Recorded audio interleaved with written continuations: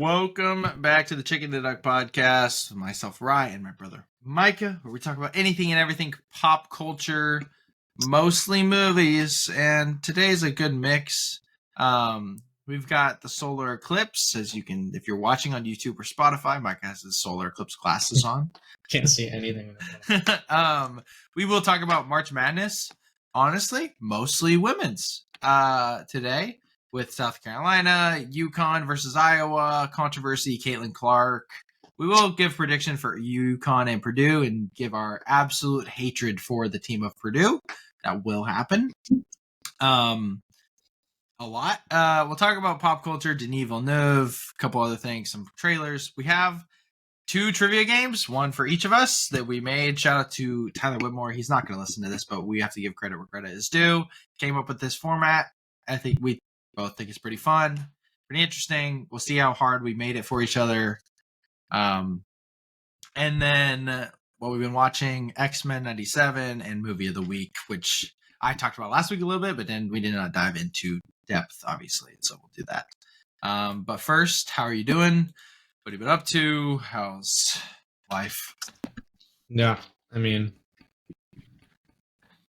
I got a haircut the day after. Nice. We recorded last week. Which I needed really bad. Yeah. I hadn't had a haircut for like a month because my chick gets booked out a lot. So yeah, and then I have another haircut coming up, and then that's my last haircut here. And then I go back to probably Megan. Are you sure she hates me? And why? What happened with that? I no called no showed once. I think once or maybe twice. And on the second time, she was like, it was my fault. It was my fault. Oh, what'd she say? I just asked her, I was like, holy crap, I forgot I had that. I like wrote it for the wrong day. And then I was like, holy crap, I'm so sorry. Like, I don't even know what happened. And then that was when I was working at Butcher Boys and my schedule was all weird and I was being a lazy bum. And so I forgot a couple times. And so the last time I was like, can I reschedule? She's like, no. And it makes sense because I have a cheap haircut and I was basically wasting her time. So makes sense. I'm sure it's no hard feelings at the moment, but I just go to a guy that goes to the Vietnamese church and it's free and he's great. So yeah, you don't need anything that crazy either. No. So I don't actually. If Megan ever hears this, I don't actually think she hates me. I didn't think that either, but I still think Megan's the best. So anyway, yeah, you go back to Megan. But yeah, or find someone new. But you could go to Win, dude. He might cut your hair for free too. Win's the GOAT, bro. Win's awesome. Win the W. Win is a literal W. That's him. Yeah. Then I guess just watch some stuff. Work. Yeah. My last week. On my last week.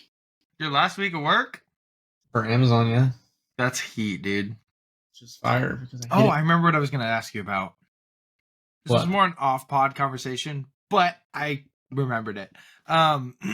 If to make it easier, if we planned out either movie of the week or like fun segments or whatever a month for the entire month, so that way you could crank out 4 podcasts like covers right in the same day. Therefore, you don't have to make them every week. Therefore, saving you time. Yeah, I was. Like I said, it's more an off podcast conversation, but I have to say it. Down below in the comment section. Yeah, let us know if Micah should make his life a little bit easier, or yeah. Anyway, yeah. I thought of that because I thought, oh, you have more time to design when you're done working. Well, maybe. What are you doing? Oh, I forgot. So this entire week is your last week, and then the next few weeks you're not working, correct? Or next week is the next few weeks, but it'll be 2 weeks, 2.5 weeks, close to 3 weeks maybe. I don't know. I leave like the 30th of April or something like that is what it's going to be. Oh, so you're going to get there when mom and dad are gone?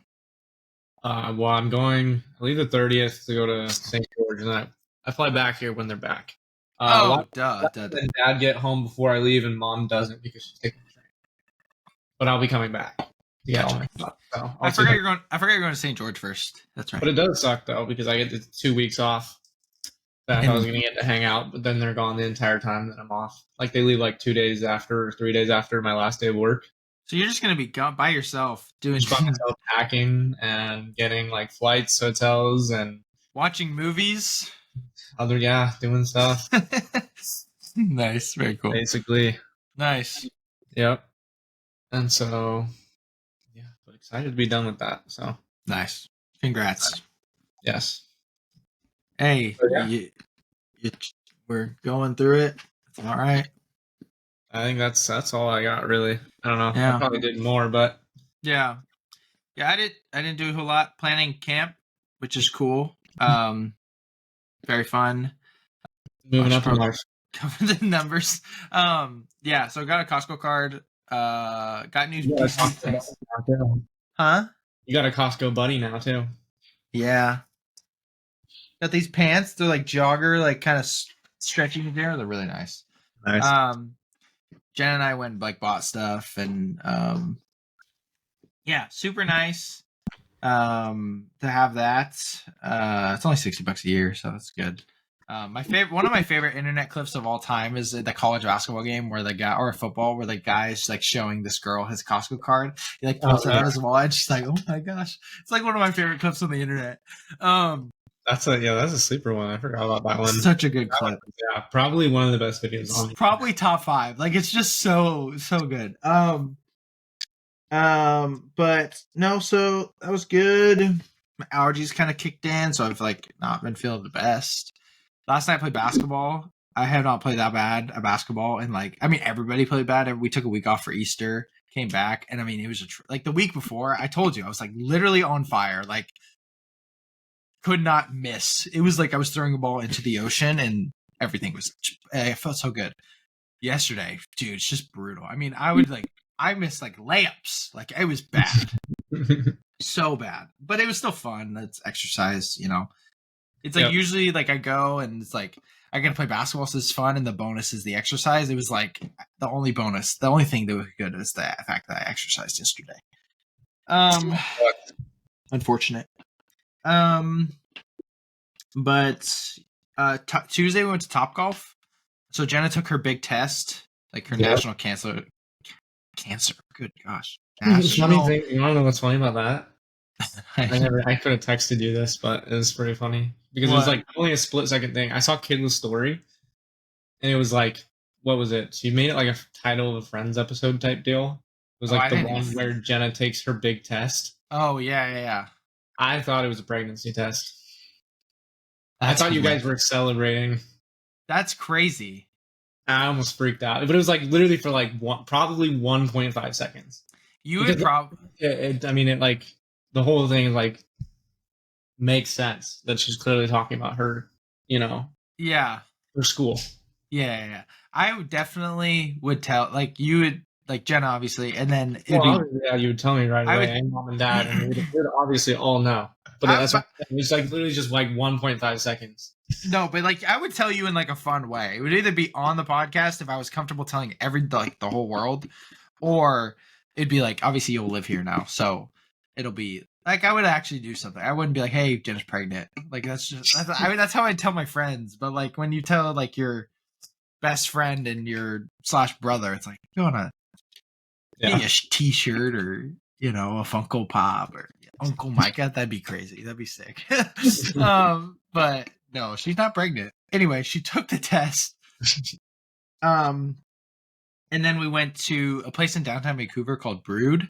They have like sandwiches and coffee. It's really flipping good. I really like it. Good name. We went there. Then we went home.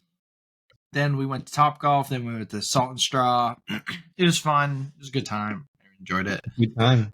And yeah, that's pretty much been the week. It's nothing crazy. My body hurts because I'm sore. But yeah, a lot of basketball, a lot of women's basketball, a lot of boring basketball. So yeah. Anyway, let's get into it. Let's do it. So first of all, UConn versus Purdue predictions. I think UConn's gonna win. UConn by 55. Hopefully, that'd be awesome. Yeah, I think UConn will win. I texted you. I said I think this is it's the worst team to ever make a national championship game. I stand by it. I don't understand how they're winning. Well, NC State shot terrible. They were never going to win that game. TJ Burns played bad too. Yeah, he didn't. Nothing was going in. Yeah, so it just happened. So it was the end of their run. It was the end of their high. So it's a good run. Purdue was fortunate to be the ones that got to play them. Yeah, dude. That happened. So Purdue UConn happens tonight. You know that we don't care about it when we didn't wait to record tomorrow. Just saying. Like I thought about it, I was like, I don't care. Like if it was Carolina, if it was anyone else but Purdue, maybe, but I just don't know. But yeah, I think it might be a good like it could be a good game. I just don't know. Yeah, very much. It definitely could be. UConn shot terrible also. They played bad. This is the worst they played. They shot by yeah. Yeah, they played awful. So, I think if they shoot, I think they'll win no matter what. But yeah, I don't think they'll lose. They don't shoot the best. I think it'll be very close. But I think if they shoot really well, I think they have a chance to beat them. It also depends on the foul calls with the Zach Edey too. That's actually a huge factor. So I guess UConn Iowa happened a couple days ago before the championship game. The game ended with a foul call being called for a moving screen. What do you think? Yeah, I'm sorry, Dad, but my professional basketball experience tells me I don't think it was an illegal screen to begin with. I think it was very illegal. I agree with that. She didn't lean at all. Dude, there's this picture though. Hold on. Yeah, but the picture, what is the picture going to tell you? That one perspective of the screen, I know what you're talking about. It's going to be from the side, and it makes it like she's leaning more than she is, and she's not even leaning at all. And two, the picture, I guarantee your screenshot of the chick flipping her head back, making it look even more. I don't have the picture, but it was not. It was, one, my opinion, not an illegal screen to begin with. Two, you cannot decide the outcome of a game. I agree with that. Based on a play that didn't even get the player open. I agree with that. I think it was an illegal screen. I think that typically you should keep the rules the same no matter what. They don't change based on the time. But I don't think it was as egregious of an illegal screen that you should have called it. I think you should have given a chance to UConn to shoot the ball. I agree. I don't think a game should end on anything but a chance, unless it's blatant. Like, yeah. I mean, I'm talking blatant. Like if she like fully shoulder checked her, she stuck her leg out, she moved her elbow a little bit out. It's an illegal screen. It would have been called throughout the rest of the game. It should have been. But so yeah, that's where I gotta let the teams play. Differ. I think there's zero games where anybody would be happy with that being called. I think it's the incorrect call in any scenario, regardless of the situation or the time of the game or the stakes of that game. I think if it was during the regular season, UConn fans should be livid that it got called. I think it's fair. I'm not saying it's... So that is like where we differ. I think that it's ridiculous. It was a ridiculous and wrong call in any circumstance. And I just think it was the correct call, but it was not the correct call for the circumstance. Yeah, definitely not. It's tough. It's tough. Like, I think either team deserved to win that game. I think they both, obviously we know Iowa lost. I think UConn would have lost as well. All right. But yeah, I completely agree with that. Yeah. So, I mean, it's a little tricky. I think most basketball play, like, to just say call the game, whether it's 10 seconds left or 10 minutes left, it's not exactly true. That's not how sports work. Mm-hmm. That's why everyone was up in arms when the Chiefs won against the Eagles. Like, because you don't call that type thing. So same thing. Unless like she just shoulder checks her and like complete, like that's different. It was not, in my perspective, not too illegal. Obviously, you don't think it was illegal at all, which is fine as well. I don't think it's illegal. It was illegal at all, but I know what you're saying. There was not any kind of. It wasn't like any kind of a blatant intentional. It would have to be like intentional, yeah, or like deliberate type Yes. deal. And you're thinking about what you kind of illegal screen that you think it was just like a standard. It probably could have been called in a illegal screen, just like you wanted to set a good screen. They went outside of it. You think that she leaned, which happens all the time. It does happen, of course. Yeah, I'm not denying that. Yeah. So it looks like a call that's 50-50. Ref could be like, all right, I'm going to give him one, or nah, it's not enough. That type of call should never decide a game. I'll say that. Agreed. So, especially when it doesn't get the player open. Yeah, she wasn't open. Yeah. No, she would have had, I mean, she was going to have to still make a move. Yeah. And put up a tough shot. Yeah. Yeah. Crazy. It is crazy. It is crazy. I hated it. South Carolina, obviously, we don't need to talk a ton about this, but they did win. They completed the 38-0. They've lost 3 games in the last 3 years.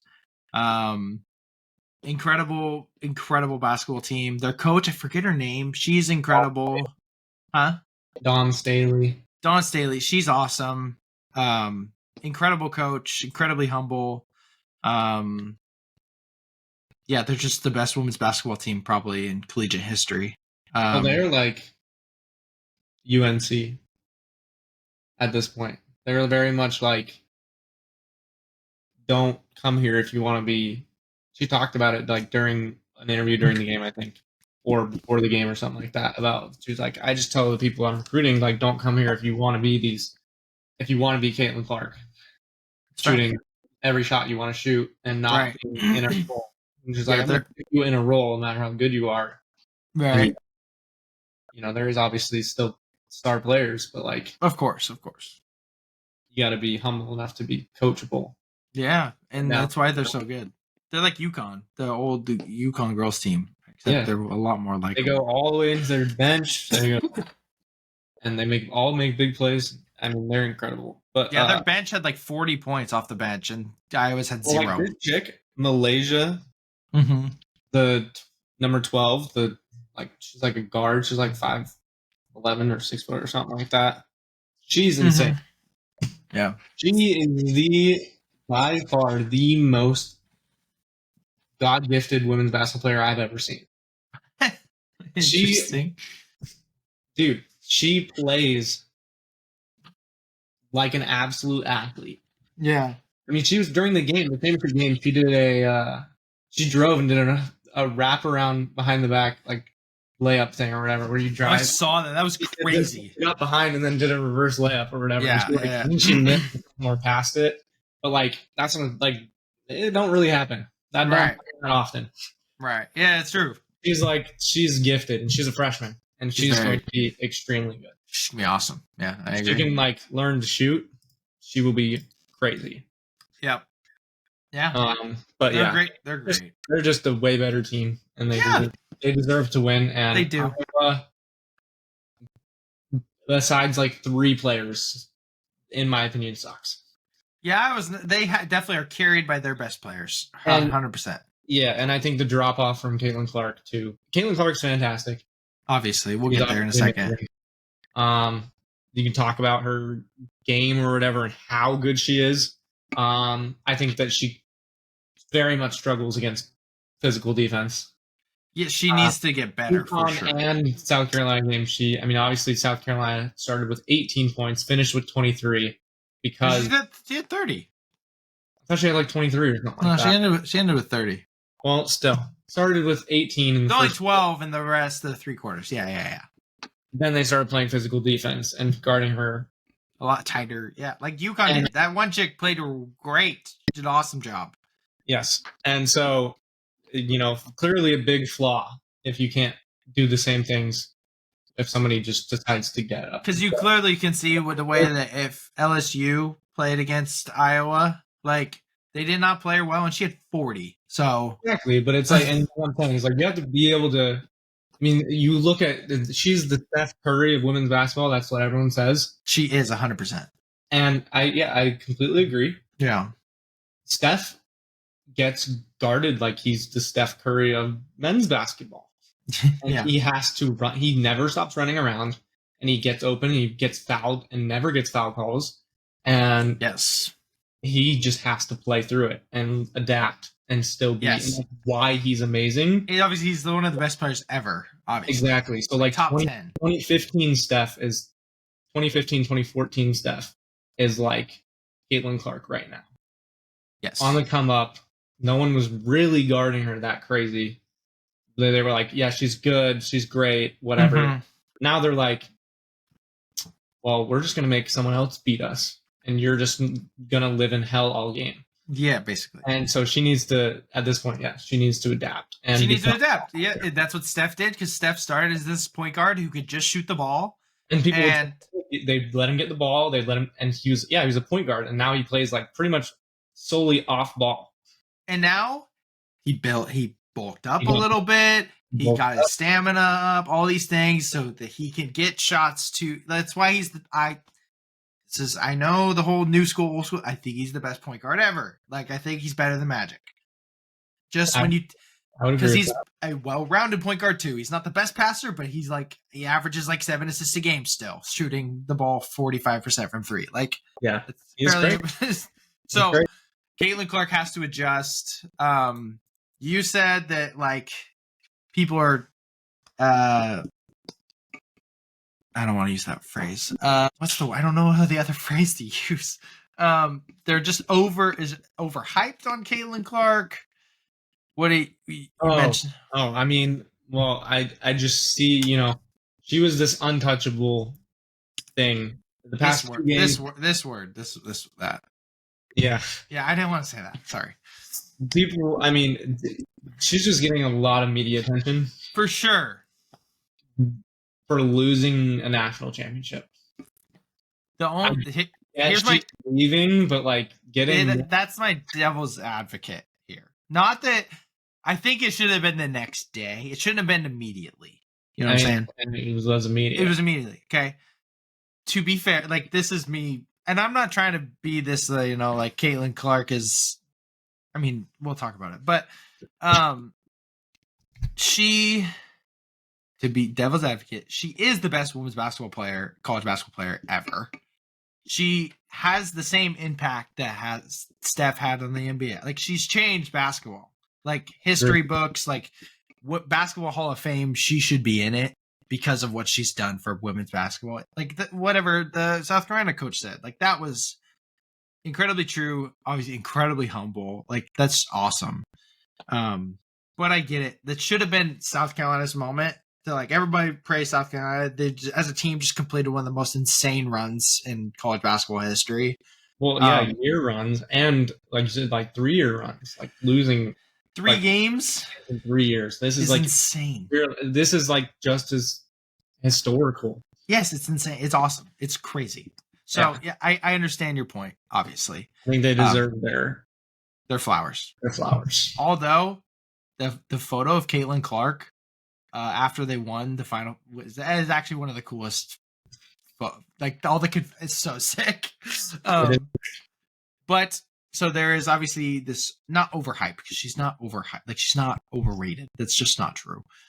She's actually an insane basketball player that needs to be a little. I don't think she's overrated. Yeah, she just needs to become more well-rounded now. That's all. She needs to be more well-rounded. She's a pure scorer. She did a great job passing. She does pass well. She did an amazing job passing, is what I would say. That was the best part about her past 2 games, is that her passing is incredible. And a lot of times it was her teammates letting her down and not finishing.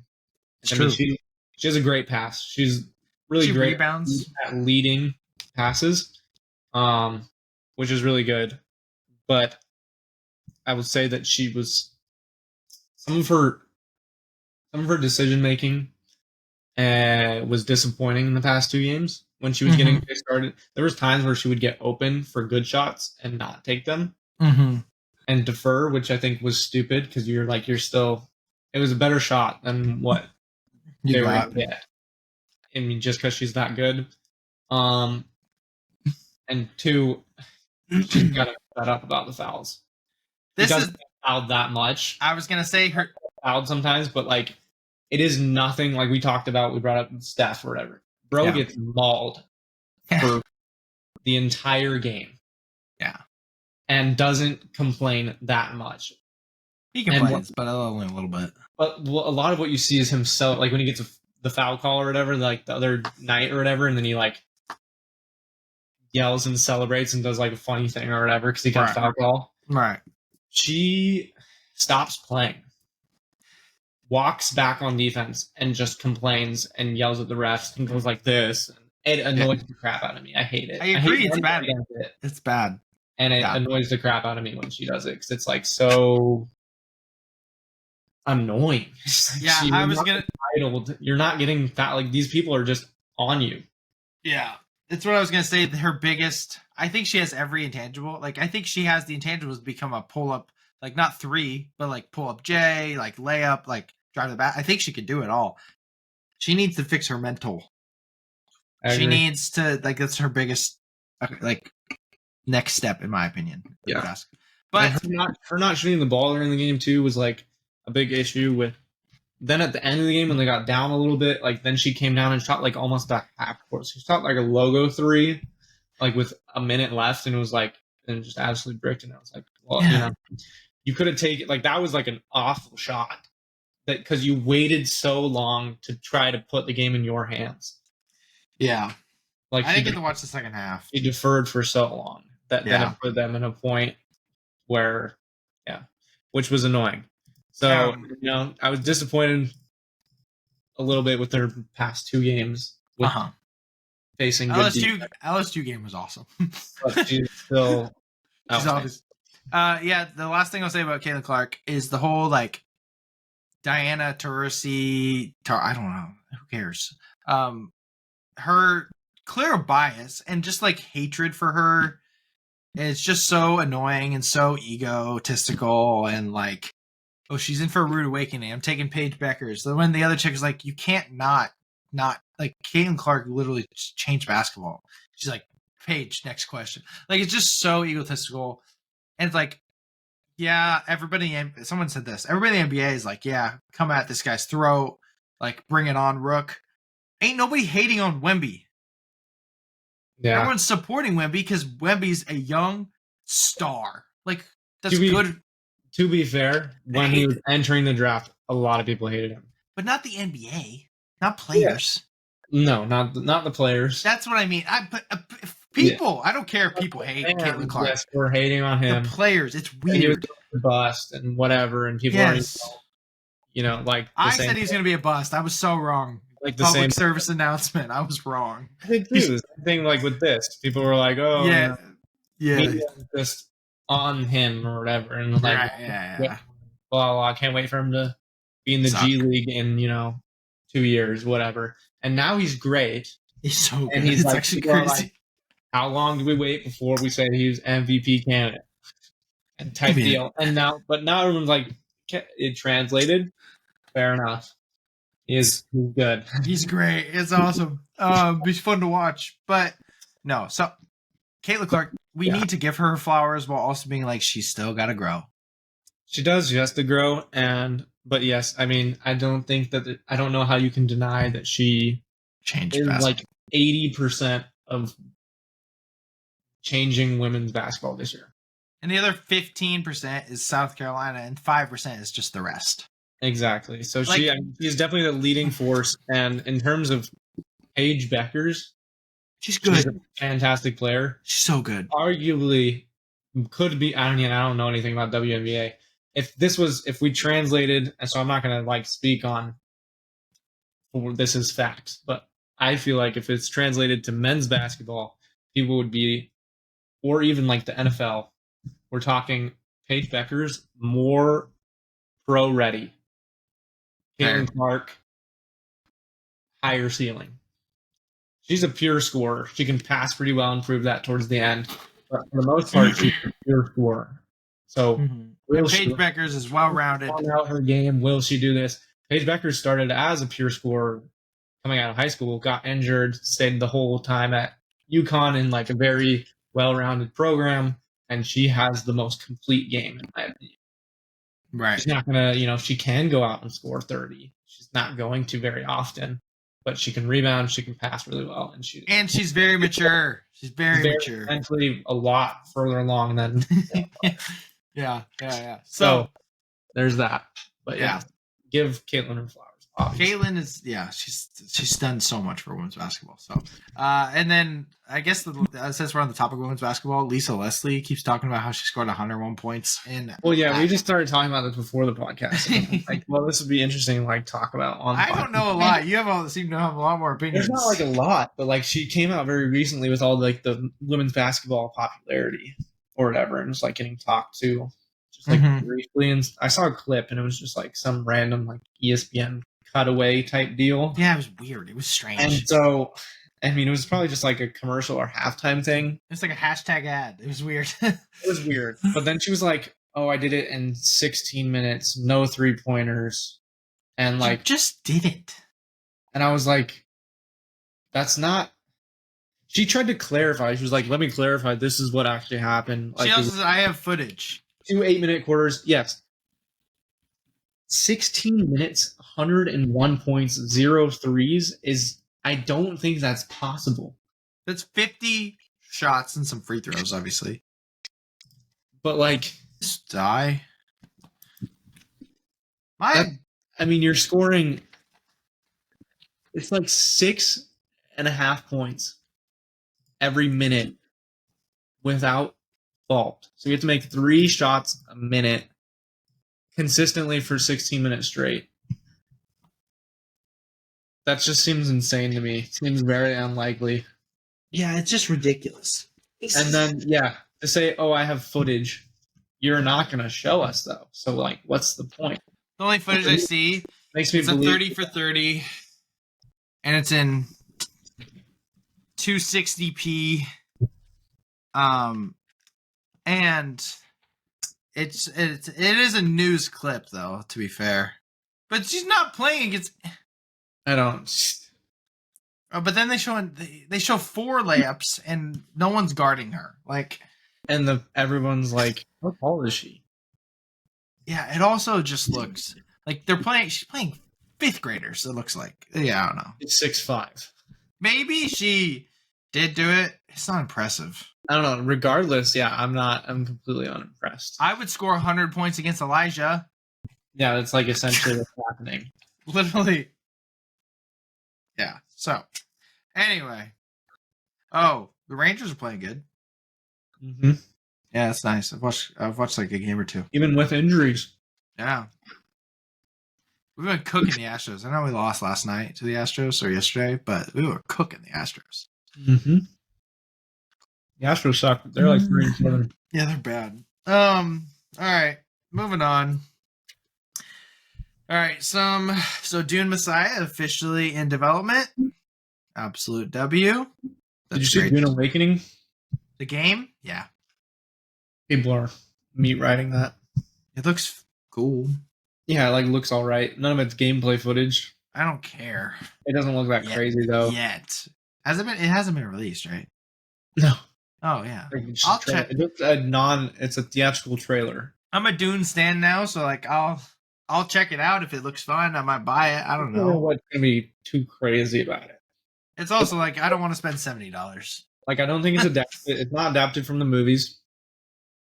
So it's adapted from the book? I'm sure. Oh, okay. So, but I'm saying like it's not gonna like look like Timothy Chalamet. Yeah. Sandworms are gonna not look the same probably. Like the world's not gonna look the same. Yeah, it's not like from Denis. And I think the visuals of Denis cooked is peak. So it's like that's a little uninteresting to me. And secondly, it's not like it's Star Wars in the sense that like, yeah, not yet. At least they shouldn't be doing this now. That's what I think. What I'm trying to say is like, from the perspective of like, people are freaking out and are like, "We're finally getting this open world sci-fi game that we've wanted for so long." I'm like, "No, we've wanted a open world Star Wars game because it's a good one. Because there's so many worlds in the galaxy, and there's so many, and then there's the Jedi and the Sith, and like these crazy powers and cool mechanics and things like that.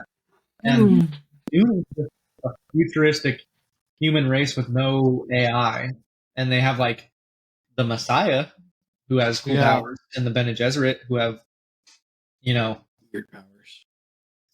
Jedi mind control, but like they're not like fighting with lightsabers and like things like that. So in my opinion, it's a lot less cool than like what we were really hoping for, which is what I still want, which is an open world Star Wars game.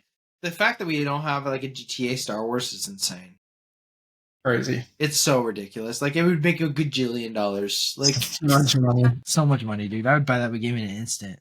Yeah, so Dune Messiah officially in development. Awesome. Denis is also going to be directing. Also, every time Jenna talks about Dune, she calls him Dennis.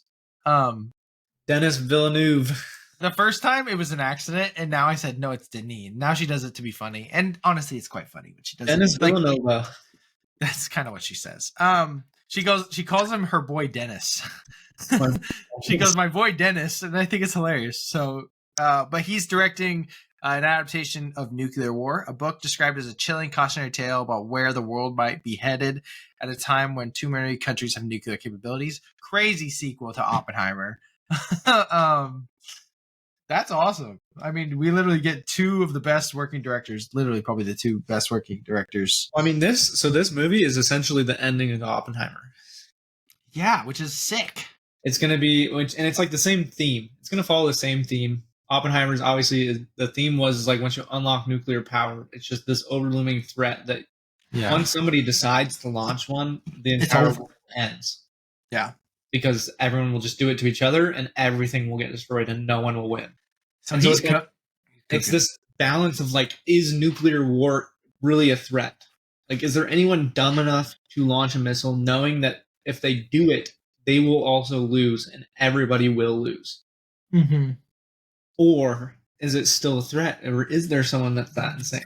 There probably is someone that insane in the world. I don't know if they have the nuclear. Like, is Putin that insane? I don't know. But I don't think so. I mean, there's people who are evil, but it's like a lot of evil is self-benefiting. If there's no one left to know that you did it, you don't get to live. There's really just no positive for doing it. No one's going to sit there and be like, this is the man who destroyed the world, because everyone's going to be dead. And so it's like, what would be the gain from doing it? Yeah, and so it's like, but yeah, but it does create anxiety. It does. Correct. It's a great theme, and the ending scene or whatever of Oppenheimer with all the missiles going is essentially the vibe I'm getting from this movie. Good. I'm so down. But this does mean that Denis now has 4 films in development: Dune Messiah, Rendezvous with Rama, Cleopatra, and Nuclear War. Dude is on the most insane. I mean, obviously, we don't know how good these movies will be, but like, if all these movies are great, this is the most insane run literally ever.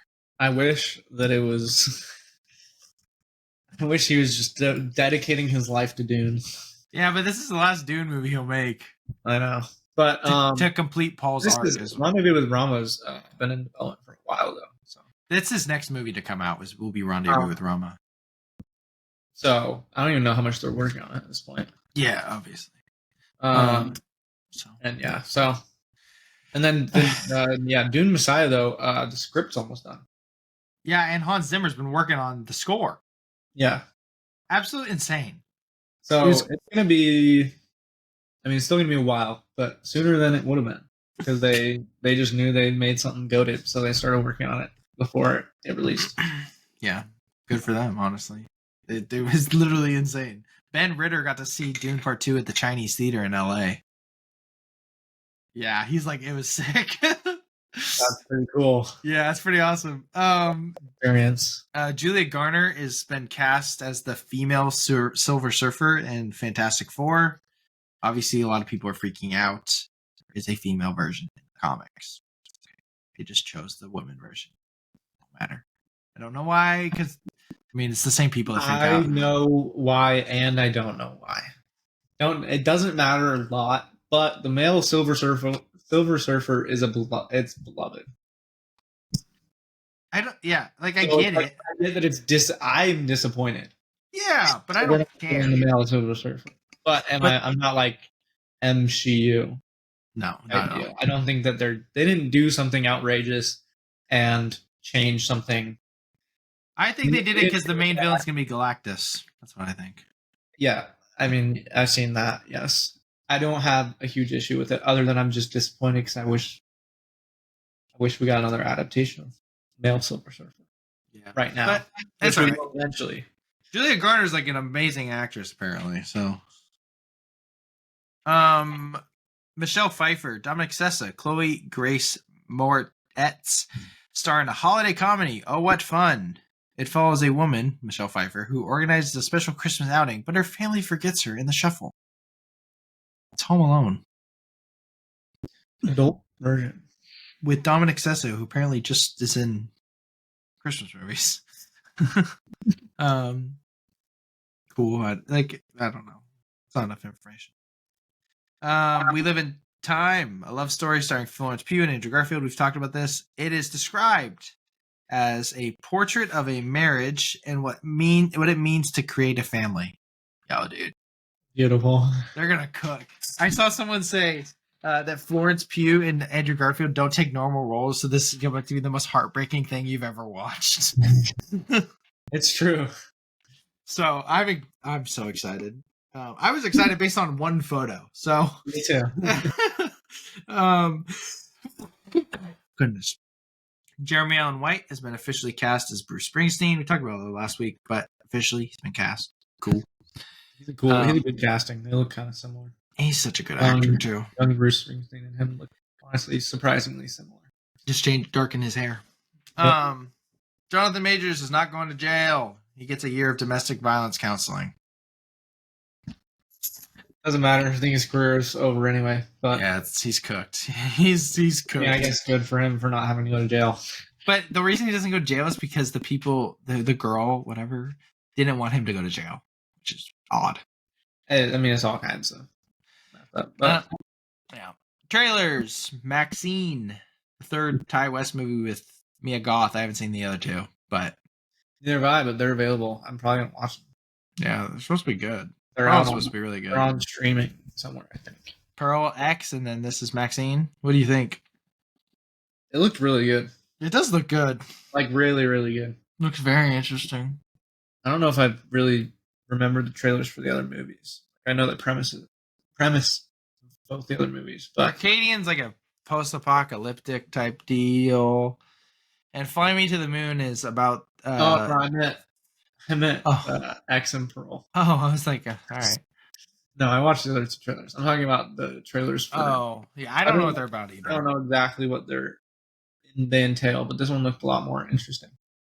This does look. Pearl looks interesting as well, but yeah, I mean, it's more thriller than horror apparently. Looks like kind of a slasher type movie with like mystery. Yeah, I mean, it looked really cool. It does look interesting. The genre, I thought was pretty sweet. All right, Arcadian. Nicolas Cage. This dude makes so many movies, dude. It's actually insane. I'm gonna have a 3-word review of this trailer because I saw it in YouTube. Okay. A noisy place. That's hilarious. That's so funny. I don't know what it is. I saw it in the theater when I went and saw Monkey Man. I was like, oh, that looks interesting. It looks pretty good. It doesn't look. Yeah. It looks pretty good. It is definitely just a variation of A Quiet Place. It's like the same. Yeah, pretty much. But it looks I see pretty good. So. And Fly Me to the Moon, a movie that is starring Channing Tatum, Woody Harrelson, Scarlett Johansson about faking the moon landing just in case, basically. Brighton's drooling. I literally texted our group chat and I said, guys, go watch the new trailer to Fly Me to the Moon, about to be Brighton's new favorite movie. 2 stars. And then Kayla goes, snooze, but your joke landed. And I was apparently not like them on the moon. Oh, gosh. Oh, that's hilarious. So, I mean, it looks fine. It looks like a 3 to 3.5 star movie. Scarlett Johansson and Channing Tatum are great in general. So, yeah. And if it's funny, I think it'll be good. But if it takes itself too seriously, I think it'll be bad. True. So I don't know. But Trivia 10. This is a trivia game. Come up with. I already said Tyler Whitmore. He does it for his YouTube. So if you want to go watch his are like competitions, and he has multiple people. It's pretty interesting. I don't know if you watched any other ones than his, but I did just for like ideas. Yeah. So, do you want to go first? Do you want me to go first? Did you make a thing in Canva? The thing? I did. Yeah. I made I made one for Jenna, and Jenna did it. Oh. Yeah. So, and I made a Bible version for youth yesterday. It's pretty funny. Like the cast was like guessing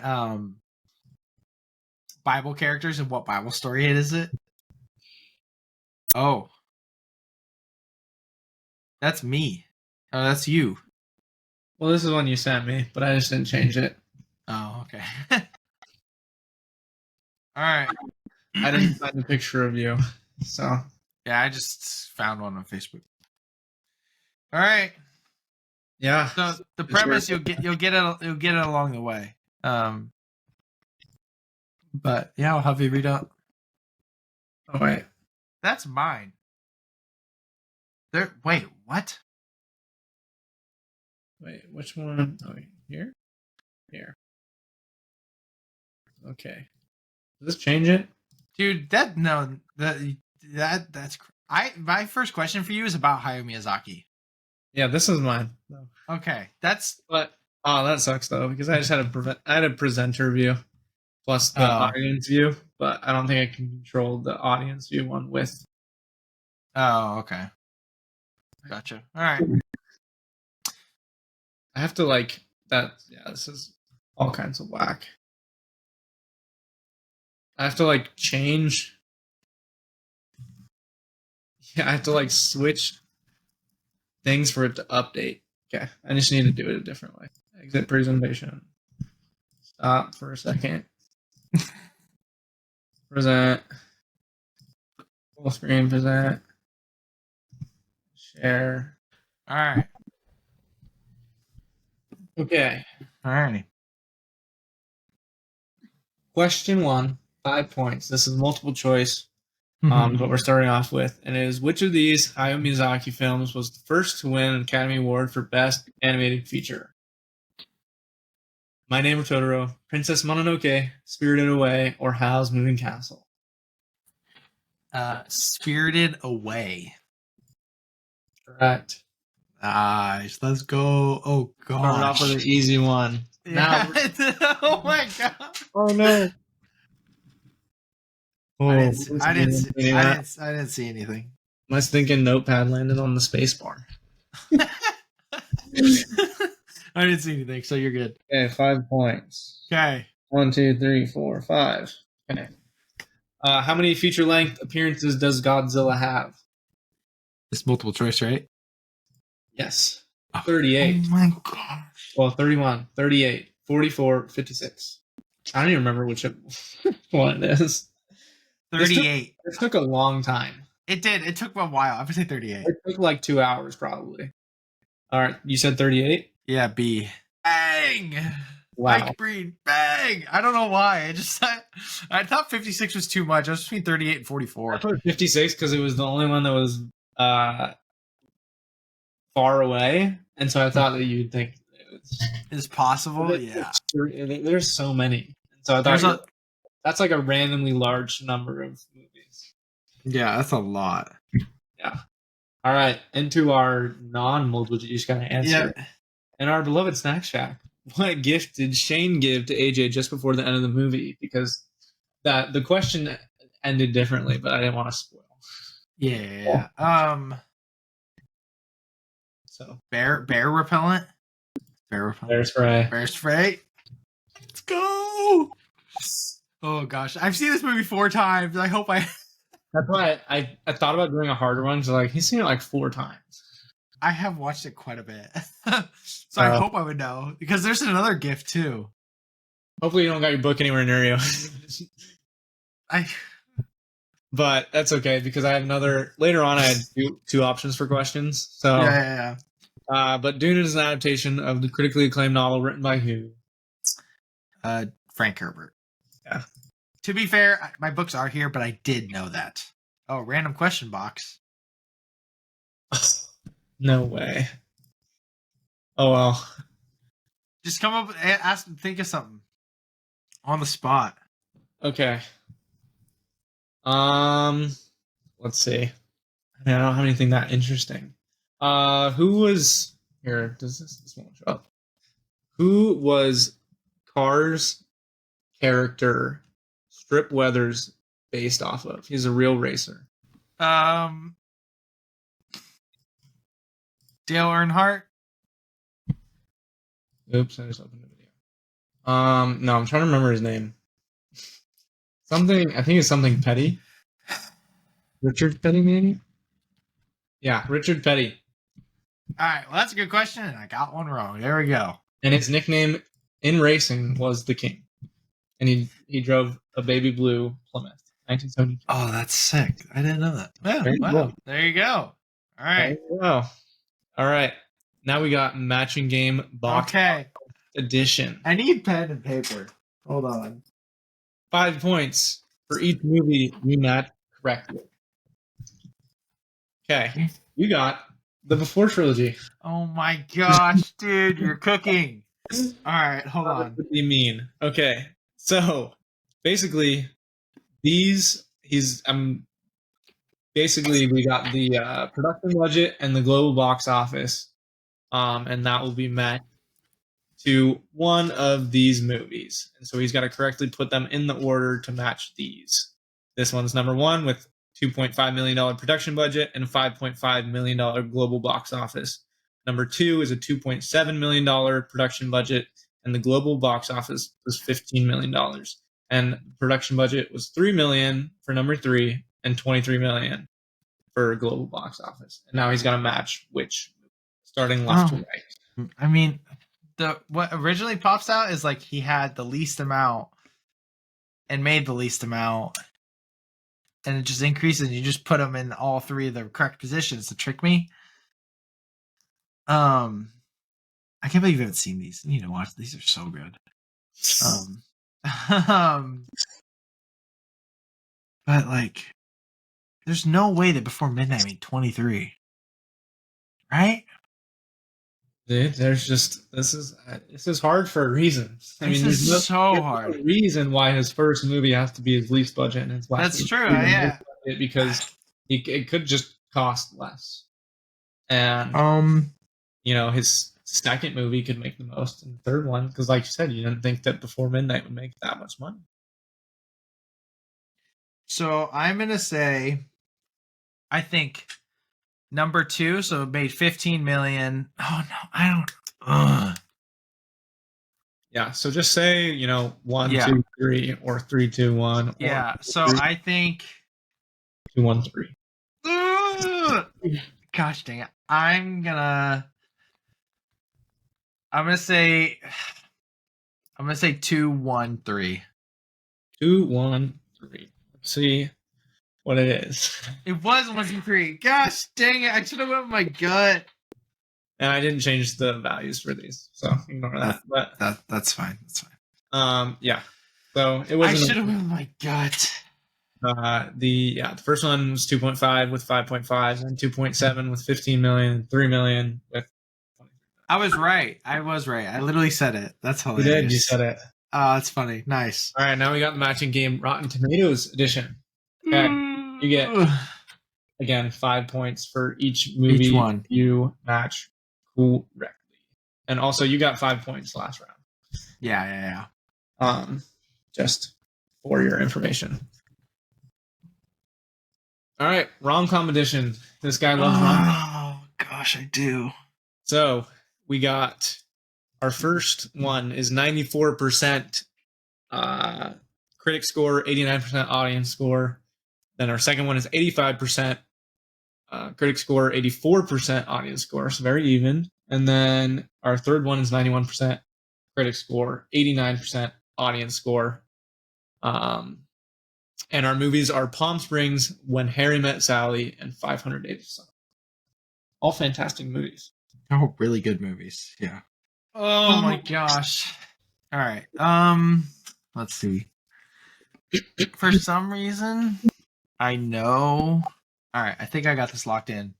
So, I know for some reason, I don't know why. I know maybe I'm just completely wrong here. Palm Springs has a 89% audience score. I don't know why I know that, but I'm pretty positive of that. And I think because When Harry Met Sally is an older movie, it has less critic reviews. That's also the something that, like, I've watched all of Tyler's, and the first time ever I've noticed it, but the first time ever, the last episode, he was like, "This has less reviews." I see. So Should have cut out the review part. maybe next time. But I think it's a good indication. So I'm trying to think. So I'm gonna say, I think it's 1, 3, 2. He goes 1, 3, and 2. You did one. There's no what? Oh my gosh! You did it again. I did it again. I was right about Palm Springs. Gosh dang it! 5 points again. Another fiver. Pissing me off. This is so tough. I love this. We should do this every week. All right. Here we go. All right. This is a 2-parter or 2-answer question. This one I did too, depending on what kind of we thought about the first question. Okay. I forgot to change the picture. All right, it's fine. W. Me. Dennis, my boy Dennis. Yeah, my boy Dennis. Shout out. Okay, so this one, the first question was, first option I had was Brother Bear. Name 2 totem animals and their quality, or name 1 animal quality. Oh my gosh. And the brother it belongs to. But you gotta have the quality / trait to go with it. So, like one of, like, bear. Snake of deception. Like, bear's one of them, right? Yeah, I know What's that. the trait? Yeah, that's so. I would have, it's like Keen Eyes is bear, and I'd have to give his trait. You gotta have the trait because I knew that everyone knows there's bear. I'm cooking. Bear, and his trait is love. It is. It is bear love. I'm cooking because he hated it. The bear. Okay. And the wolf of wisdom. Oh my gosh, because he hated it. He's like, "What is love?" So, what a movie! What a picture! Oh, 8.5. That's what I was saying. I had 2 of these because this one, I wanted to know if you could get this one. Wait,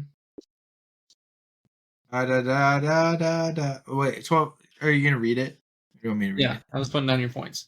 All right, 12 Angry Men was one of few to be a debut film nominated for an Oscar. Best Picture in 1958. Who was the director? Which I'm pretty sure is on this picture, actually. I'm not looking at it. But I'm not sure.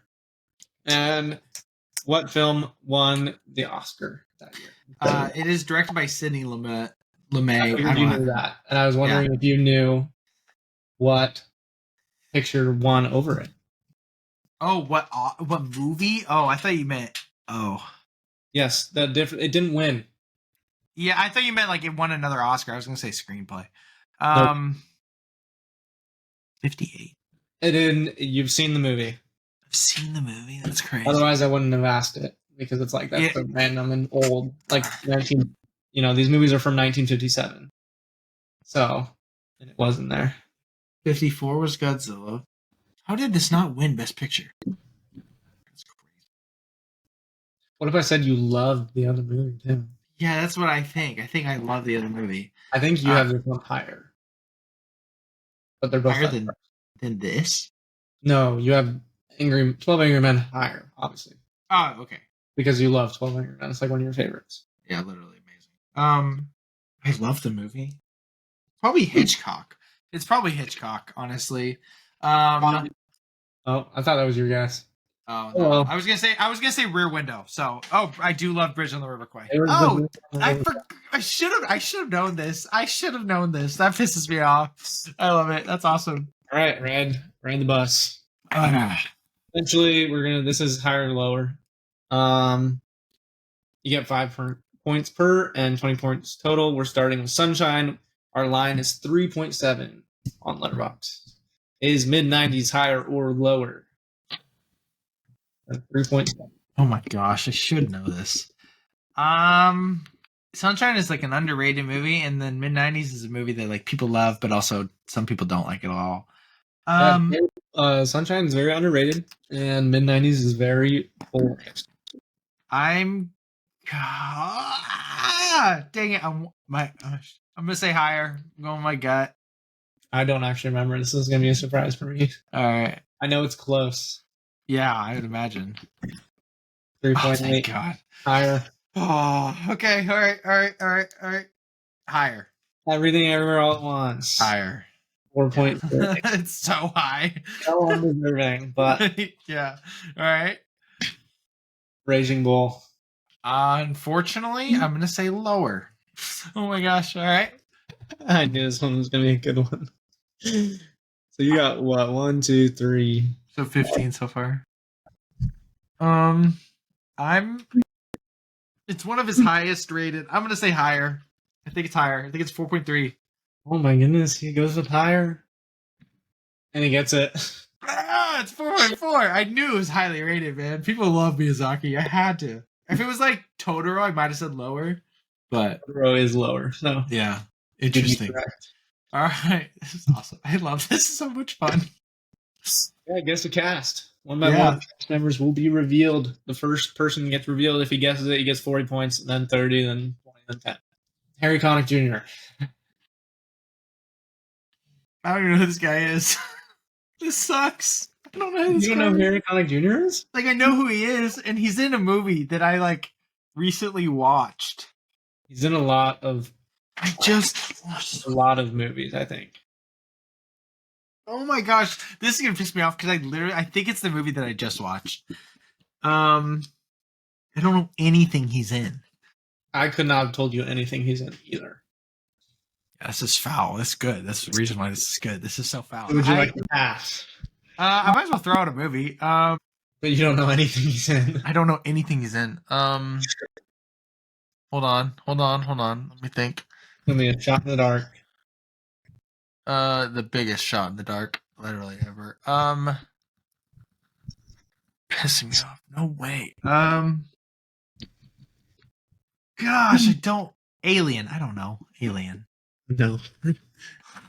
It's not Alien. I don't think so. Rick, what is this movie? Just watched it. Is it Ferris Bueller's Day Off? No. Christopher McDonald. What? Jennifer Aniston. It's the Iron Giant. It's the Iron Giant. I know what's the movie. It's animated. Oh my gosh. I literally remember looking up the cast because I was like, oh, it's Harry Connick Jr. I've never seen really anything he's in. Oh yeah, I forgot that the guy from Lemonade Mouth also voices a guy in this movie. This is also really annoying. I had 20 points there. There you go. It's a great film. It's a great film. Wrote an entire long review about this. Oh my gosh. All right. I'm going to cry. All right, here we go.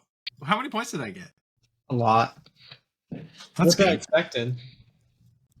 Kind of a movie guy. 110. There we go. All right. Well, again. Doing it back. Mike is going. I seriously think we should do this often. This is actually so much fun. It does take a while to prepare, but it's forever. So the two-parter takes forever. Yeah. And there's like some of the other ones take a long time, but the two-parter took me like probably 40 minutes. If you want, I could go through Jenna's with you if you want to go through it to see. But okay. All right. Here is the Trivia 10 with Micah. First question. Only 2 Hayao Miyazaki films have won Best Animated Feature. How many have been nominated, including the wins? So you want a number. how many? Yes. 3, 4, 5, or 6. The two that have one are The Boy and the Heron and Spirited Away. How many have been nominated? I know. I feel like it's a lot. I know. I think it's 5 or 6, but I mean, I feel like Mononoke had to have been. Yeah, which ones do you think have been? I think Mononoke, obviously Spirited Away, Boy and the Heron. Mm-hmm. I feel like Ponyo probably was because it was Disney. So what is that, 4? And then I don't think Totoro was. Maybe I think it's possible, but I don't think it was. Porco Rosso. No. The Wind Rises might have been. I'm gonna go with 6. Answer was 4. Wow. It's Was I right? it's Princess Mononoke, and I think The Wind Rises. And The Wind Rises. Dang. Dang. Oscar noms. Yeah, so it is yeah, wait. Yeah, Spirited Away. Howl's Moving Castle. And The Wind Rises, yeah. I should have known that because he didn't get nominated for stuff for a while. Yeah. So anyway, it's all right. And yeah. Who voices Kenai in Brother Bear? Is it Matthew Broderick, Michael J. Fox, Leonardo DiCaprio, or Joaquin Phoenix? D. D. Did you say D? D. D as in Joaquin Phoenix? Yes. That is correct. That is correct. Very nice. I figured you know that, but I did know that one. what was going to be the original name of Sebastian's Jazz Club? This is no longer multiple choice. So it was obviously titled, it was called Seb's. That was Mia's idea. What was the original name going to be? Oh man, I don't remember. I wish I would have watched La La Land more recently. I'm surprised you don't know this. Oh my gosh, but I know that I know it. Yeah, I know you know it. It was something. Wasn't it stupid? I feel like it was stupid. Yeah, it made no sense. I mean, it made sense for his backstory, like the reason, like it was after a guy. Yeah. I don't know it though. There's no way I'm gonna get it. You want to throw anything out?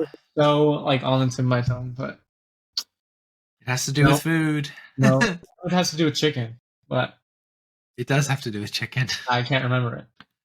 Chicken on a stick. Yeah. It is dumb. Seb's is way cooler. I knew it had to do with chicken, but yeah, there's no way I was gonna get to it. No, you're still in it. You're still in it. It's good. That sucks. What is the full name of Paul? What is the full name that Paul is given in Do Part 2? His Fedaykin and Fremen. So Paul something. Muad'Dib. And there's something else. I will give you half if you just get it, because this technically is 2 answers, but yeah, you gave me the 2-parter. I know, I cheated. You did. You did 2 questions, so I did 2 questions for the 2-parter. Yeah. I gave you extra points. That's that is true. That's true. It's true.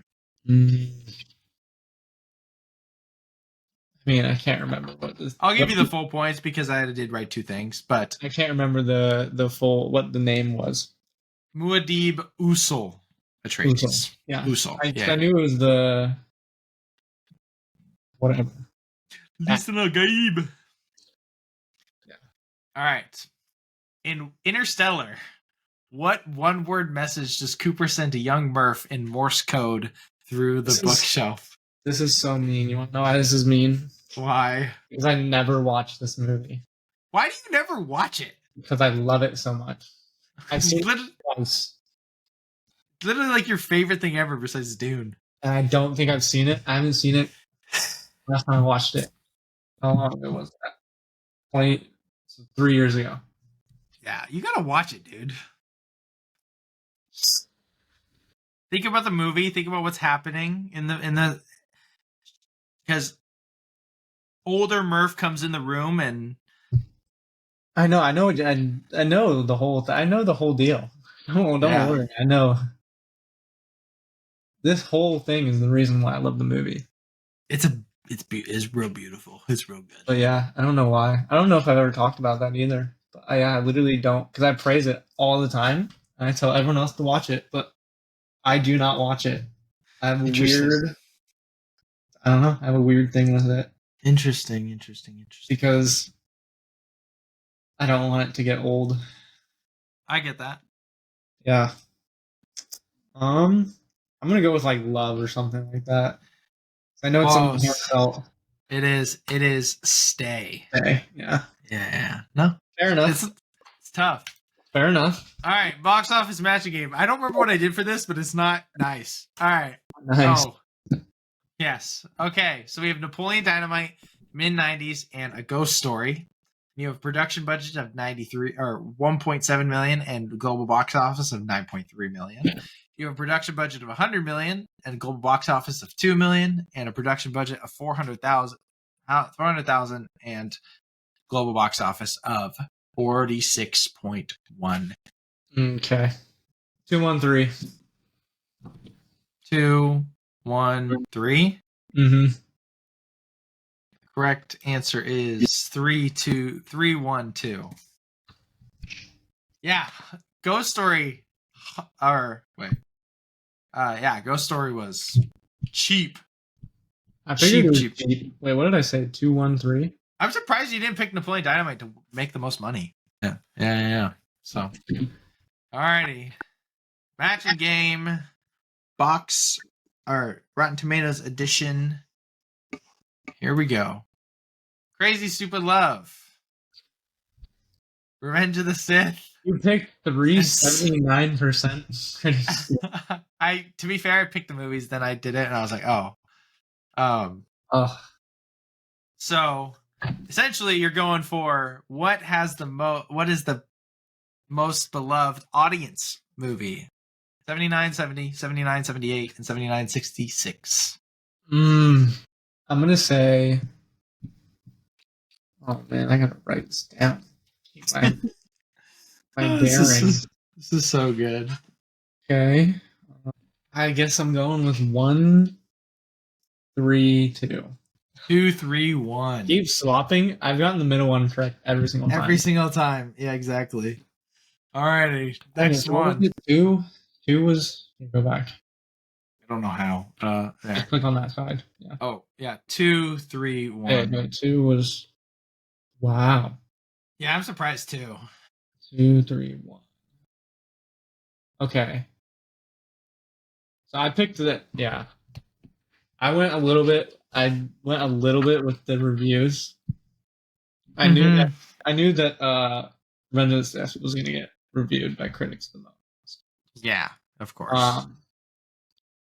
But then I just honestly thought that more critics would watch Surf's Up than Crazy Stupid Love. I thought the same because I didn't remember what it was. All right, question 8. There are 2 correct answers for the questions. Hans Zimmer has only won 2 Oscars for Best Original Score. For what 2 movies? And you have the movies at the bottom. So Rain Man, did he win for Lion King? The Preacher's Wife, As Good as It Gets, The Prince of Egypt, and Red Line. Gladiator, Sherlock Holmes, Inception, Interstellar, Dunkirk, and did he win for Dune? Feel like he won for Dune. Okay. So I'm gonna lock that in initially. Okay. So I'm almost positive he won for Dune. Okay. But I don't remember what. Crazy that he's only won 2 Oscars. 2021. Yeah, I think he had to have won. I don't know what else came out in 2021. Okay. What are the ones that are sticking out? It's obviously you locked in Rain Man. Rain Man. I don't know why. I have no reason. No reason. Interesting. Seen it. I don't know. There's literally iconic movies on here. I don't think it's an Interstellar. I feel like it's something weird. That's why, honestly. I feel like it's something not massive that he won off of. But 1995. Hans Zimmer. I can't believe he's only won 2. I will say, like, How would I put this? I don't know. I don't know how to put this, but It's not Gladiator. I'll say that. okay. That's what I'm gonna. That's gonna be my opinion. That it's not Gladiator. If it's one of the better movies, I don't think it's Prince of Egypt. Okay. Fantastic movie, but I don't know that the score necessarily sticks out to me. Yeah. You've seen it, by the way. Yeah. You have for sure seen it. So I don't know if you've seen like Sherlock Holmes, to be fair. Like that's the only one I know. Probably. I don't know. Probably have. But I know I know that One that you've I seen haven't it. seen, Thin Red Line. It's supposed to be great. Terrence Malick. Good as it gets. Yep. Rain Man and the Preacher's Wife. You've definitely seen it. Like probably a lot. I haven't seen Dunkirk either, actually. I'm gonna say it's The Lion King and Dune. Bang. I was like, you have to go to The Lion King. I Yeah, know. 2014 Grand Budapest Hotel won Best Original Score. Yeah. Over Interstellar. All right. Ride the bus. You get the idea. 5 points per. Letterboxd scores. Lord of the Rings: Return of the King and After Sun. Is After Sun? Lower is correct. Very nice. Alien. I don't remember. Lower. Lower? It's higher. That was a 4.1. I could have switched 4.1. I'll give you a chance. What do you think, higher or lower? Did Poet Society? 3.9. Lower. And then lastly, Top Gun Maverick. I actually don't know this. Oh, did you? It changed. I'm so confused. I was looking back at the other ones. Oh. And After Sun changed to 3.8. Oh. I was so confused. I was like, wait, I got Alien wrong? I thought it was going to be lower than a 3.8. I'm going to say, dang. All right. You gave me all 4.0s. I know. I was trying to go lower, but all right. Guess the cast. Viola Davis. Air. Just going straight off rip? It's not Air. David Dastmalchian. Kung Fu Panda 4. He's in Kung Fu Panda 4? I don't know, but it's animated. I don't know any other movie that they're both in. It is not animated. I'll tell you that. I'll give you it's not animated. It's a live action movie. You've seen it. You like it. Yeah. I have no idea what they're both in. He's the small role and she's a really small role. You're going to get it the next one, but. Okay. Paul Dano. You got this. I mean, I'm initially thinking of something, but I don't. What are you thinking of? Picture her in it. What are you thinking of? What? I mean, he's. What's his face? Is throwing me for a loop. Because all I can think about with him right now is the stupid talk show movie. Oh, yeah. Well, it's not that. Well, I know that. What have you seen Paul Dano in? What have I seen Paul Dano in? Yeah. I can only think of 2 movies with Paul Dano. What two? It's The Batman and Little Miss Sunshine. Okay. But I don't think it's The Batman. So I don't think Viola Davis is in The Batman. But maybe he is. Or she is, I mean. Paul Dano sucks because Paul Dano's in so many movies. But he's so good. That's the thing. This man is not allowed to be in this many movies. Paul Dano is really good in this role. Very odd role. Dude. This is just evil. I mean, I just don't even know. It's on my back wall. Well, it doesn't matter. I mean, literally the only thing I can think of is The Batman. So I guess I'm just going to go with... You're going to be mad at yourself. Oh, man. But I know it's not The Batman. So maybe I'll just torture us all and just sit here while I think. That's fine. You can see it in my camera right now. Yeah, that's my hint. You know this movie. You love this Wait, movie. let me think of Paul Dano movies. Batman.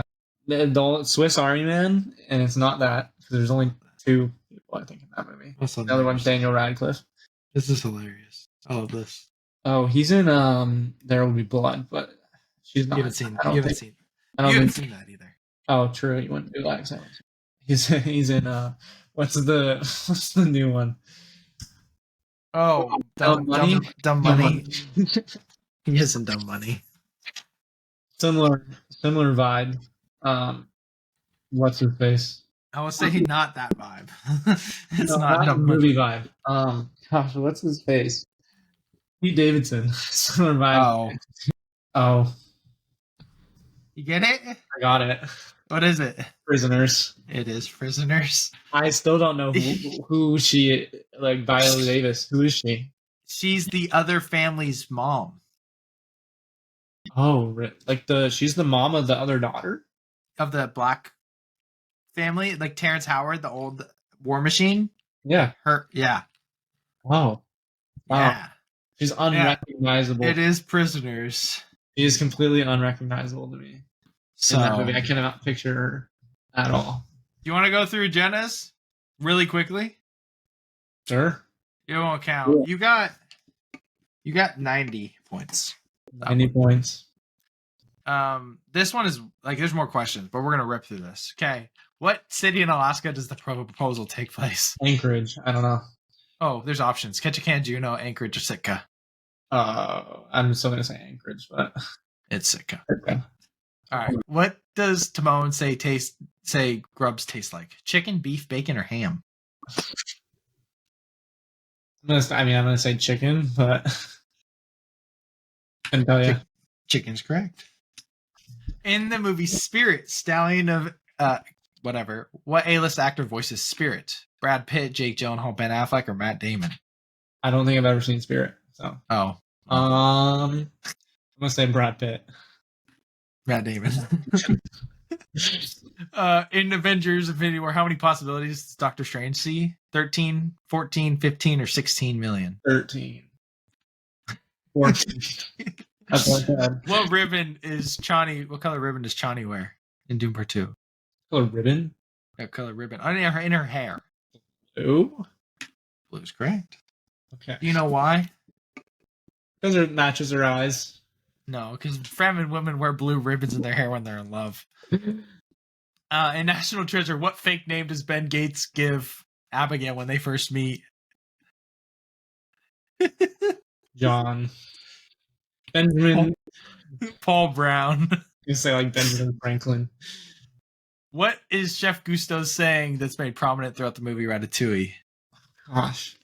Is it like, it's something like anyone can cook or something like that? Bang! Anyone can cook! Oh, wow. I thought it was something more obscure that meant the same thing. No, it's anyone can cook. What is Glenn Powell's call sign to Top Gun Maverick? The hint I gave Jenna was think of a whiteboard or a chalkboard or... I honestly I know it, but Hangman. Box office matching. The Incredibles, Cars, and Nemo. 92 and 631, 70 and 461, 94 and 935, all million. I don't know. I could not tell you which one made the most. I feel like it's probably Nemo, but I love The Incredibles so much. I feel like Cars maybe made the second most for it. But I know a lot of people don't like Cars. I just don't feel like it did well in box office. I'm gonna go just off the rip. I'm just gonna go 2, 1, 3. 1, 2, 3. All right. This next one, there's no way you're gonna get it because it's specifically to her. But Rotten Tomatoes matching game with all the Has Fallen movies. I've seen probably 20 minutes of Olympus as well. They're not great. No, they're terrible. What has a good audience score? Probably. I like the third Has one. Fallen is good. I like the third one. Well, I think London Has Fallen. I'm just going to say the third one has the best audience score, then, and I'm going to say the first one has the second best. So I'm going to go 3, 1, 1, 2. That's crazy. All right. There's what college does Troy Bolton end up attending, and how far is it from Gabriella? Oh god. Jenna actively was mad. I made Really? this. What did you say? Is it like Cal Berkeley or something like that? Okay, that is correct. Do you know how far away it is from Gabriella at Stanford? 21.6 miles. You're close. 32.7. Um, what are the two titles of the main songs in Whiplash? Oh man, I actually don't know. One of them's obvious. Whiplash. I mean, I know That's that, correct. but I don't know the other one. Yeah. Caravan. Caravan. All right. Ride the Bus. No Way Home. 3.8. Ragnarok. Don't trust your gut. I'm gonna say higher. Don't trust your gut. I'm gonna say lower. Lower. All right. That's the only help I'm giving you. All Okay. right. Guardians 3. 4.0. That's correct. Civil War. 3.9. 3.6. Okay. Iron Man. Or Civil War. Civil War's so good. I'm gonna War is so- say it's higher just because it's the first. Yep. Okay. All right. Guess the cast. There's 2 of them. Ryan Gosling. La La Land. Emma Stone. It's incorrect. Oh gosh, what are they in together? They should give it away. They're only in like 2 movies together, aren't they? They're in 3. 3? Yeah. It's the other really good one. I mean, I don't. It's so hard seeing them Yeah. different and then try to picture what they look like in a movie together. And they definitely don't look like this in the movie. Well, they never look like that. Ever, pretty much. Good looking people. Ryan Gosling. Literally just watched it. Crazy stupid. There you go. Kevin Bacon. I was really about to get it, but that's okay. Yeah, Crazy Stupid Love. And then last one. This is worth 50 points. Jenna pissed was so mad. I mean, is it Good Will Hunting? Bang! Okay. Why was she Yeah. pissed about that? Did she not get that? No, she goes, "Who's that?" I was like, "It's Cole Hauser." I don't know who that is. Who's that? It's Casey Affleck. She knew who this was. She's like, "I don't know any Ben Affleck movies." Gone Girl. It's like, it's not Gone Girl. It's like, I don't know. And I was like, it's Good Will Hunting. I was like, how do you just? Gosh. So, You brought up Cole Hauser, and I was like, he's either in Yellowstone or he's in Good Will Hunting. yeah, it's not the only thing. There's like one other movie that I think any human being has ever seen with him in it. Yeah. So That exists. So yeah, you got on that one 5-10. I was way better at that one. You got like 200 points on that one. Granted, it was worth more, but still. 215. I only missed 15, I think. Yeah, I think you're right. Oh, he's in a little bit more actually. Yeah, I don't know anything he's in. You just watched a movie with him last week, and he talked about it, and it has Matthew McConaughey in it. Oh, are you talking? Is Cole Hauser in that movie? Oh, he is in that movie. Dazed and Confused. Yeah, you're right. He's in Too Fast, Too Furious. Terrible. Awful movie. He's in Olympus Has Fallen. Terrible. He's in Olympus Has Fallen. W. Yep. I mean, it's not awful. He's in Pitch Black. That's a movie about the eclipse. Dude, I can't believe we didn't get Raptured. Pissed. And then he's in The Breakup. That's a funny movie. It's really bad, but it's funny. Lucas Grabowski. He's in A Good Day to Die Hard. That's hilarious. I haven't watched the movie. Yeah, he's in some terrible, terrible movies. Small roles. He never really got his big break until, like, he's never a lead until freaking. Tell Yellowstone, yep. Yep, which is great. So, or film. It's great, but now it sucks. So. All right, what have we been watching? What have you been watching? Strawberry Mansion. What the heck is that? It's like a really, really small indie movie. About what?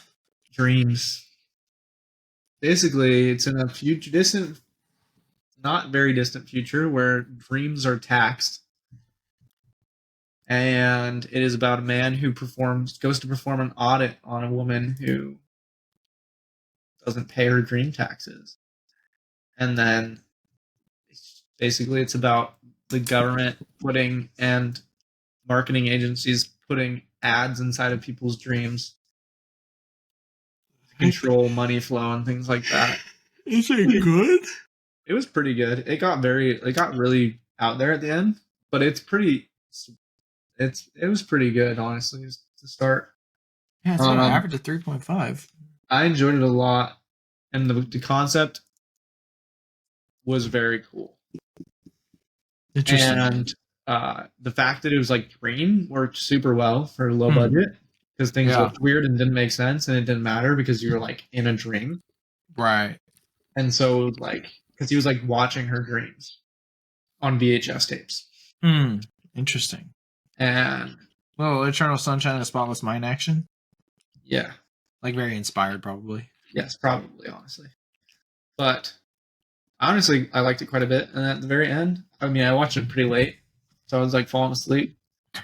And so I honestly don't know the last like I probably need to rewatch the last 20 minutes because I kept like falling asleep and waking up, and it was a trip because the movie's like it gets very out there. Basically, the chick he goes to audit like brought him there on purpose to like share what she knew about ads being in people's dreams or whatever, because her son owns an ad agency, is the one doing it or whatever, and then she dies. He comes to like destroy everything and stop the audit or whatever, and then all of a sudden him and his son and his wife, like his wife turns into like a witch, and his son turns into like a zombie, and he turns into like this furry like wolf that are trying to, because like he goes to watch this one dream that the chick gave him on purpose that revealed that he was this character in the dreams he was watching, and he gets knocked out with like a bowling pin while he's watching it, and all of a sudden like all the dreams like start mixing into reality very weirdly. Interesting. And so it's like you don't really know what's happening and not happening. Interesting. It was very trippy. That is trippy. It wasn't bad though. Yeah. I think I'd give it like 4 star. Nice. Very nice. I watched The Nice Guys again. So did I.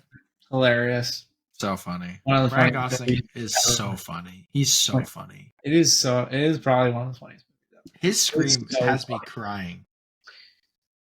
His scream has me crying. It is perfect cinema. Yeah, straight vibes, man. This movie's so funny. His outfits in it are like, I wish I dressed like him. Yeah, he's so handsome, man. He's so handsome. But he took the Lord's name in vain. Actually, I think it was a proper use of it. Actually, Janet, I found it very useful. Okay, Janet? Yeah. Oh, sucker. So good. Hey, you're the one who beat up my dad. Sucker punched. There's a difference, honey. Or something like that. Darling. Yeah. Sweetie. That's so good, dude. There's a lot. It's hilarious. Him getting drunk at the party is probably one of the funniest things ever. It was really funny. And then him like questioning the mermaids, accidentally finding the dead body, all this stuff, and he's just hammered. He's just hammered. Yeah, the whole movie. He's like, "Oh, I'm gonna sober up. This is getting really serious. I'm gonna sober up. I'm gonna do this." And then he gets to the next party or whatever, and he's like, "Want a drink, sir?" And he's like, "No, I'm good." He's like, "It's an open bar." And he goes. He's like, well, actually. When he falls off the building. Yeah. How'd you get... Well, he falls off the building, rolls down the hill. Obviously that one. Yes, that but one. then the other one, when he falls off the building and like splat, like literally, and then he falls in the pool. And then Russell Crowe's like, how are you all the way down here? I told you to go upstairs. And he's like, looks at him. He's like, did you fall off the building? You fell off the building? Like, all right. Go into the pool. So funny. Oh my gosh. Yeah. Fantastic. Hilarious movie. Watched 8th Grade. Yep. Bo Burnham. Very good. Very good. Very good. So relatable. Accurate depiction. Very accurate. I mean, obviously it's a girl, not a guy, so like it's a little less accurate, but I mean, It was done very well, very authentic. Yeah, I was like, gosh, this good depiction of youth and accuracy through like the time the era. It was very well written and acted. Yeah. Mike Birbiglia. Yeah, you like that guy. The new one. He's the GOAT, bro. You need to watch this one, the new one, and A Man in the Pool.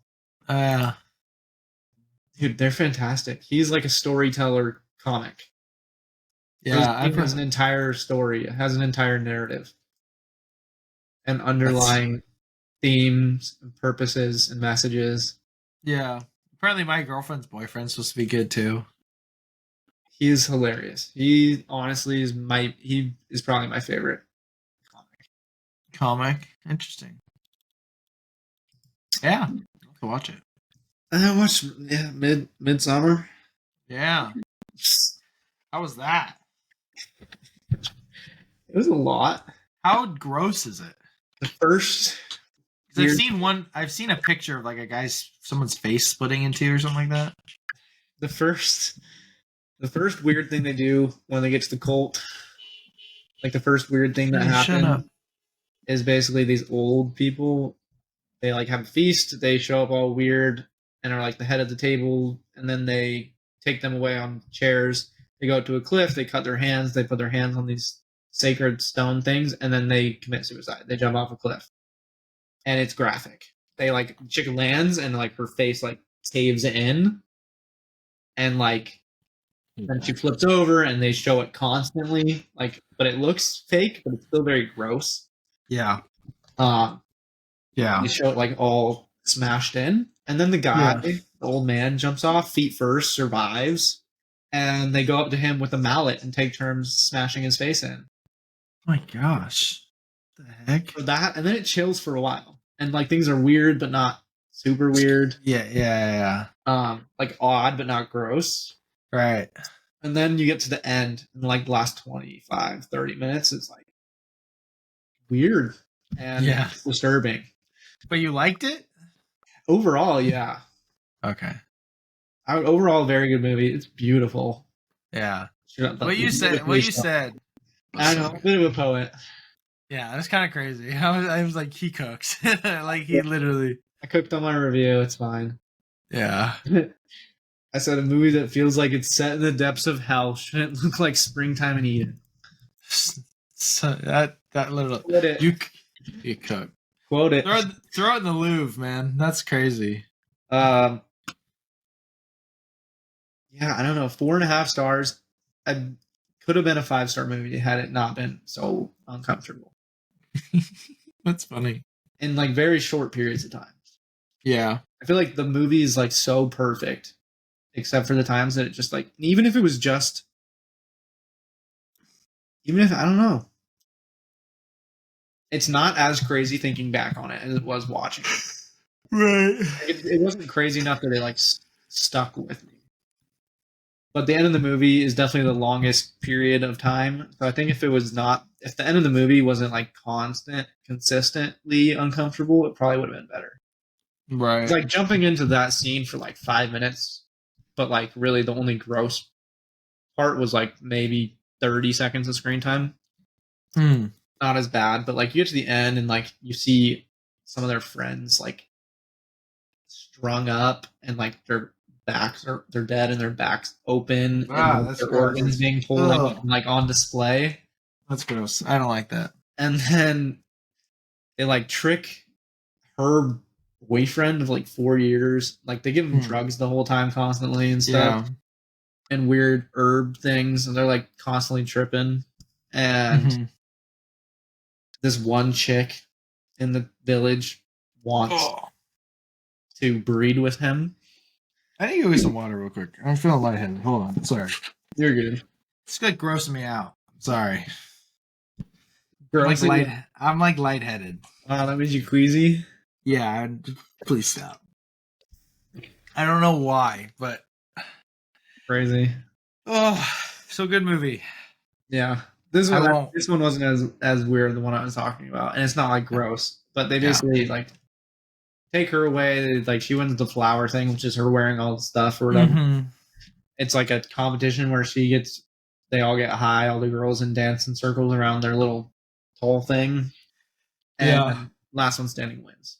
So they take her away to go bless the crops and livestock, and he got drugged, and then he goes in to breed with her, and it's like all these women, old and young, standing around nude. Yeah. While Weird. they go at it, and like they make noises with her at the same time, and like it's very weird. And then they just sacrifice like tons of people. Lovely. Gosh, I don't feel good. I don't feel so weird. I watched Dune again. Great. Mulan. Great. We talked about Nice Guys. I watched the Robin Williams the documentary. That was really interesting. It's heartbreaking. It's sad. I need to stop. I'm so lightheaded. You're good. We can record the rest of this like tonight or something. Oh, we're proud. I mean, we're good. We just watched X-Men and Snack Shack. You already talked about Snack Shack, so we can talk about it. We can talk about it next week. Yeah, I need to lie down. I just feel so uneasy. I don't know why. So I'm going to go lay down. Bet life's tough. Clearly. Helmet. Invest in a helmet. Yeah. Welcome back to the Chicken Duck Podcast. Myself, Fry, my brother Micah, where we talk about anything and everything pop culture, mostly movies. Today we've talked about CinemaCon, some movie news. We're gonna play our game that we guess movies based on letterboxd reviews. I'm gonna attempt to review Monkey Man and Zodiac again, as long as Micah doesn't talk about Midsummer. We'll review Snack Shack and the greatest hits, as well as X-Men episode 4 and 5. So a lot of reviewing. We'll probably skim through a lot of this CinemaCon news. Some stuff we might talk about a little bit more, but who knows? You always start. I'll start with how I'm doing. One, I'm wearing glasses because they're fake and they're blue light, and because I'm tired of staring at a screen. Went to urgent care last night. Had multiple experiences of feeling lightheaded in the past week. Really, both times on Monday, which is the only connection, which I don't understand. Well, we were driving a life group, and I got really lightheaded. I was driving, and sensation in my chest, and I was like, "Oh goodness, this is not good. What is this?" And you know this. Anybody listening, I am, what's the word? Hypochondriac? Is that where you over worry? I think so. Or like you think you have a medical thing and you don't. Regardless, I'm like that. But I was definitely, we drove back. Well, Jenna drove back. We switched seats.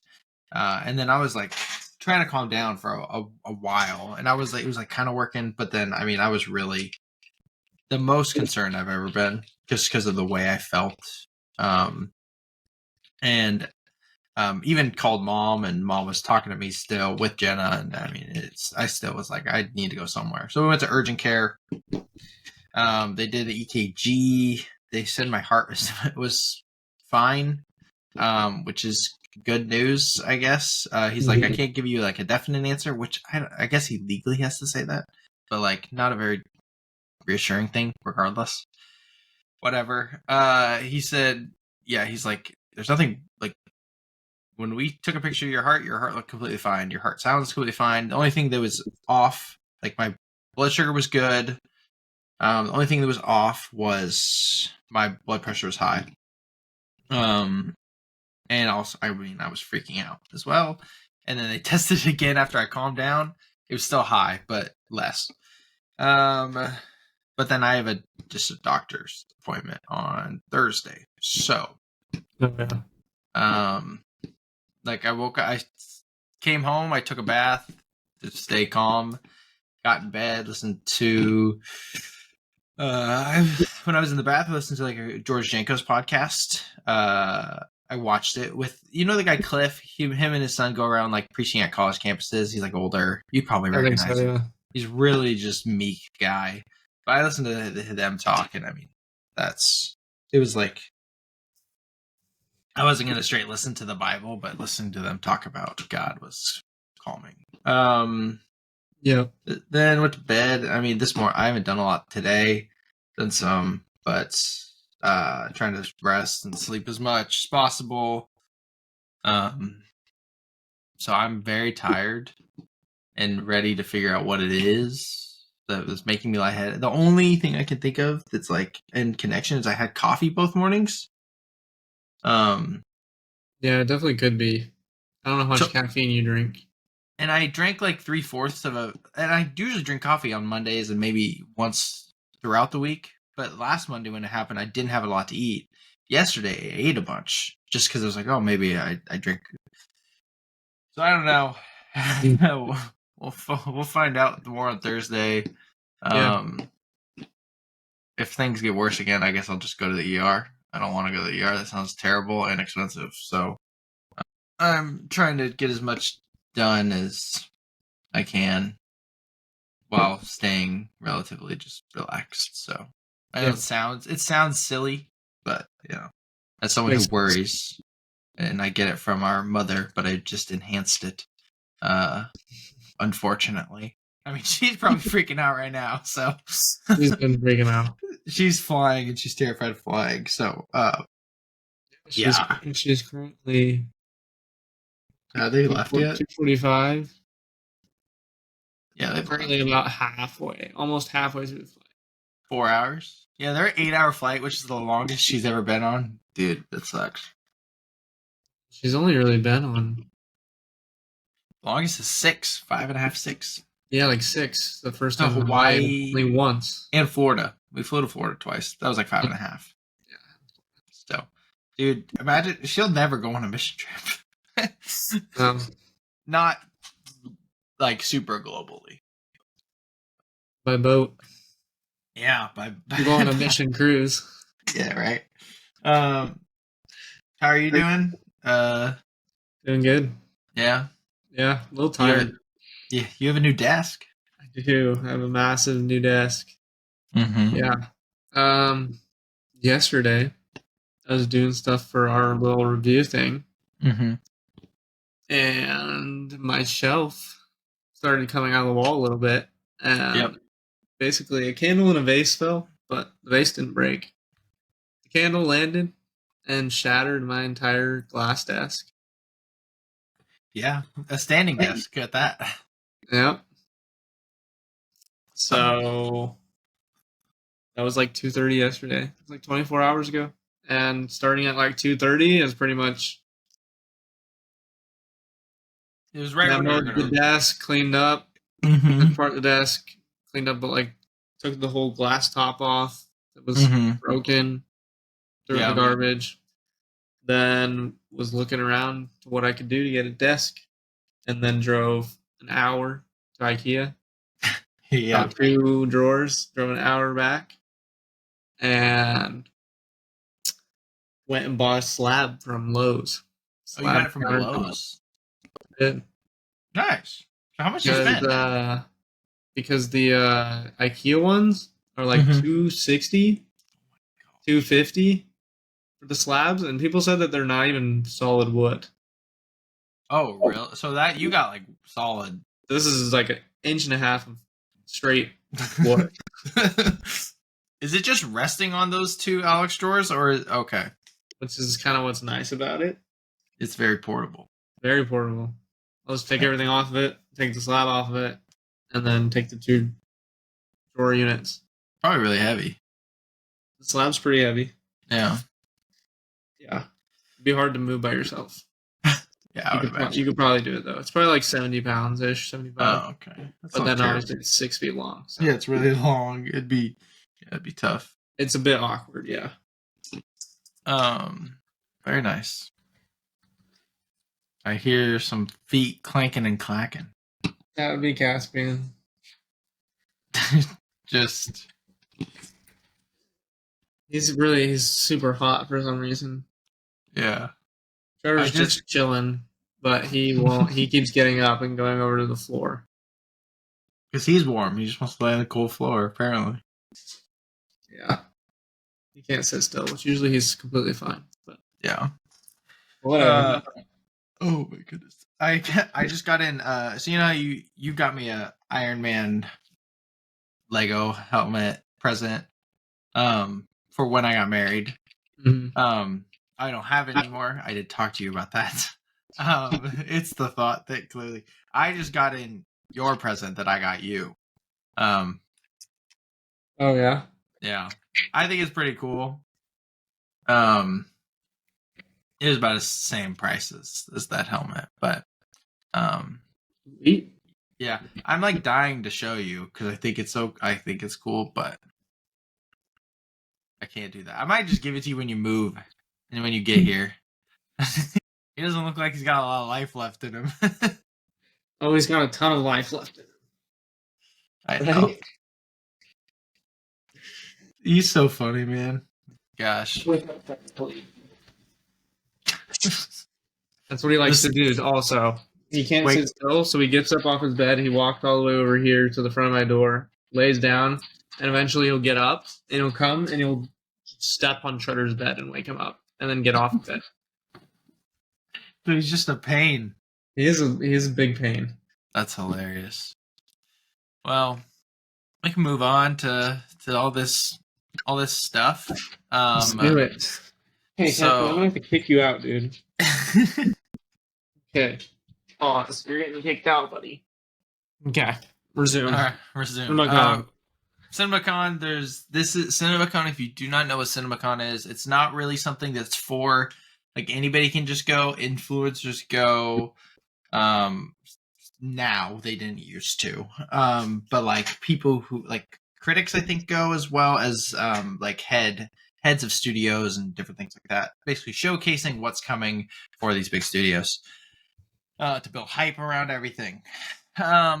So Rated R, The Last Ronin script is being developed by Tyler Burton Smith. It is live action, which Micah put sad face. I think it'll still be sick regardless. But I think so too, but it is. Yeah, I wish it was animated, but I think it's one of the coolest.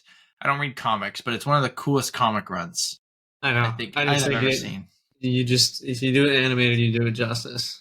You gotta you gotta get like the guys who do like Planet of the Apes and do mocap and like because you can't put somebody in a practical suit and have them do flips like that. You just can't. Yeah. So, still I think it's very cool. Guy Ritchie, he's always cranking out movies. He's got one coming out like in 2 days or something like that. But the Ungentlemanly Warfare one. But his next one, In the Gray, stars Jake Gyllenhaal, Henry Cavill, Rosamund Pike, and Isa Gonzalez. The film follows a group who operate in the middle of criminality and the law. Yeah. Fun cast, fun concept. SpongeBob SquarePants. Or no, sorry, my fault. The SpongeBob movie, Search for SquarePants, is releasing in theaters December 19th, 2025. Merry Christmas. The SpongeBob movie's good, but this is an interesting. Is it like an origin story? I don't know. It must be, right? Anyway, Gladiator 2 details. I have all the details here. So, it's set 20 years after the first film. Paul Mescal plays a nobleman who has renounced his privilege and is inspired by Maximus. He has man-eating monkeys and a charging rhino and sharks. Pedro Pascal plays a Roman general forced to become a gladiator after he wanted to stop sending men to war. Denzel Washington is a shadowy operator manipulating everything. Joseph Quinn is Emperor Caracalla. Paul Mescal and Pedro face off in the arena. Sharks is an interesting weapon to have. I agree. I was like, what did he just got him in like a little... that's so niche. When's the first movie take place? A long time ago, right? Yeah, a long time ago. Yeah, I don't know. How do you get the sharks there? I guess they got the like seas and all that. Anyway, the sounds are cool. It's still gonna be good, but I don't get that. Deadpool and Wolverine details. I really don't want to read this because I just want to go in blind. So, but apparently Deadpool, it's supposed to be funny. Like it's supposed to be have a lot of cameos, from what I understand. Obviously, Deadpool is like he's like tasked with saving the cinematic universe, basically. Um, uh, there's gonna be a lot of Disney jokes. Like I think I saw one that said like Disney says no more cocaine or something like that. He mentions Kevin Feige multiple times. Like it's just like some funny jokes, of course. Yeah. Which I'm all for. I don't want them to overdo it, of course. But I'll take what I can get. I think it'll be real big for Marvel. Agreed. So that comes out in July. Should be a lot of fun. First look, not really. People at CinemaCon saw a lot of things. We did not. The Killer's Game, starring Dave Bautista. It features Bautista as an assassin who thinks he's going to die of cancer, so he orders a hit on himself. He then finds out he's not actually dying, and he must fight off all of Europe's hitmen. That's fun. It's a good concept. It is funny. Like tries to, yeah. I don't know. It's kind of weird because like, why would you hire someone to come hit you? It's an extreme reaction to. Like, I just want to know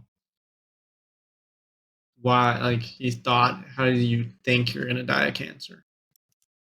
Yeah, like you're gonna die. You didn't wait like a week or something like that. Oh, okay. And then why would you hire people to kill you? Yeah, I don't. I don't get it, but it's gonna be funny. Yeah. Speaking of Dave Bautista, he's going to voice a villain in that Avatar: The Last Airbender movie. Cool. He's got a good voice, so. They saw Sonic 3 footage that I didn't care to find, but the biggest news is Keanu Reeves is cast as Shadow. Better than Hayden Christensen. Like, that's a good casting. That's a really cool casting. Yeah, it is. Did you see the Superman logo? I did. It's cool. I like it. Here for it. Dev Patel is reportedly in talks to join the cast of Gareth Edwards' Jurassic World movie with Scarlett Johansson, as well as Coleman Domingo. So that's a crazy cast. That's a good cast. And if they're in it, I'm in. This morning we found out Riz Ahmed was cast in Wes Anderson's new movie with Michael Cera. It's such a W, dude. It's so good. I've been waiting for a new Riz Ahmed movie. Sound of Metal is one of the best. Damien Chazelle is set to write and direct an untitled movie for Paramount. The film will be set in a prison. Finally.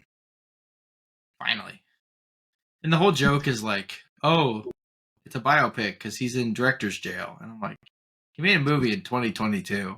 Like, it's been not even 2 years. And then big news for guys like Micah. Christopher Nolan's Interstellar will be re-released in theaters this fall for the anniversary, IMAX and 70mm screens. Yeah, you'll be here, so I'm sure we'll go together. Yeah, Maddie's gonna be going. Jenna wants to watch it too. Maddie's never seen it, so she'll watch it then. Yeah, that's great. Yeah, dude. We were talking about something, and she was like, we were talking about some kind of movies, and she was talking about me not watching something with her, or rewatching or something like that. Like watching something again. And I was like, you haven't even seen my favorite movie of all time. Oh, it was Harry Potter. Because she's been begging me since she started reading Harry Potter. Since the first time she opened the book. You need to read it. You need to read it. It's life-changing. I'm like, I will read it, but I'm not reading it right now. I don't even have the books. I'll read it to my kids. I'm like, I will read it at some point. I already planned to read it, but I'm not doing it right now. And she got mad at me that I wasn't doing it. And she's like, it's one of my favorite things ever, and you won't even do it. And I'm like, you haven't even seen my favorite movie of all time. That's been my favorite movie for the entirety of our relationship. And before it. Yeah. And you just started liking Harry Potter literally like 4 months ago. That's funny. Jenna, I was laying down today because, again, I haven't done a lot. And I think Jenna's trying to cheer me up because I'm not having a good time. Because, even last week when I was not dealing with me being lightheaded, I was sick. I was miserable, all the time. And so, when I think she's just trying to, she's made me food more than she ever has. But she came in, I'm laying down, and she's like, I have good news. I'm like, oh gosh, what? She's like, I'll watch Interstellar with you. Okay. Because a week ago, I was like, let's watch Interstellar. And she's like, no. And so I was like, okay. Because she just, the movies that didn't put on my what I've been watching is all Disney movies. Aladdin, Mulan, Moana, Atlantis, Wish, all these things. Not that they're bad. I just don't want to watch Disney movies. No, they're not bad, but they're great. In fact, every single one I have 4 stars and above. They're good movies, but whatever. Yep. Yeah, so watching Interstellar, we'll have to try to go to an IMAX. There's one IMAX screen there's one 70mm screen in Portland. Might be, or we could just go see it in IMAX. Either one, but yeah, that'd be cool. Disney will be adding channels to its streaming service. They will each have continuous scheduled streams of shows within specific genres like Marvel and Star Wars. It's literally the most useless function ever. No one's gonna do it. You're gonna go on the guide, and you're basically saying that people are gonna why would you just open cable these channels and pick something's gonna be streaming right now that I can watch and jump in halfway through it when on the same streaming service that I just went to a different tab, I could just turn on that same exact movie. Mm-hmm. I just don't get who is going to use it. Nobody. The answer is nobody. I don't know. It's pointless, and it's just what cable is. Except it's only one type of thing. So, yeah, I don't know. It's very dumb. And then we got some trailers. So we got this movie premiered at Sundance and South by Southwest. It's called I Saw the TV Glow. What did you think of this trailer? I was extremely confused. Yeah, it's pretty... It's intriguing, though. But I have no idea. I have no idea what's going on, though. It's very... it's people that see it, it's I don't know the right word without saying something probably offensive. And we don't want that. Well, the word I would use to describe it is it looks very psychedelic. It's very that, but it is... Okay, let's see. I don't know. It's something about trans inclusion, I think. Gotcha.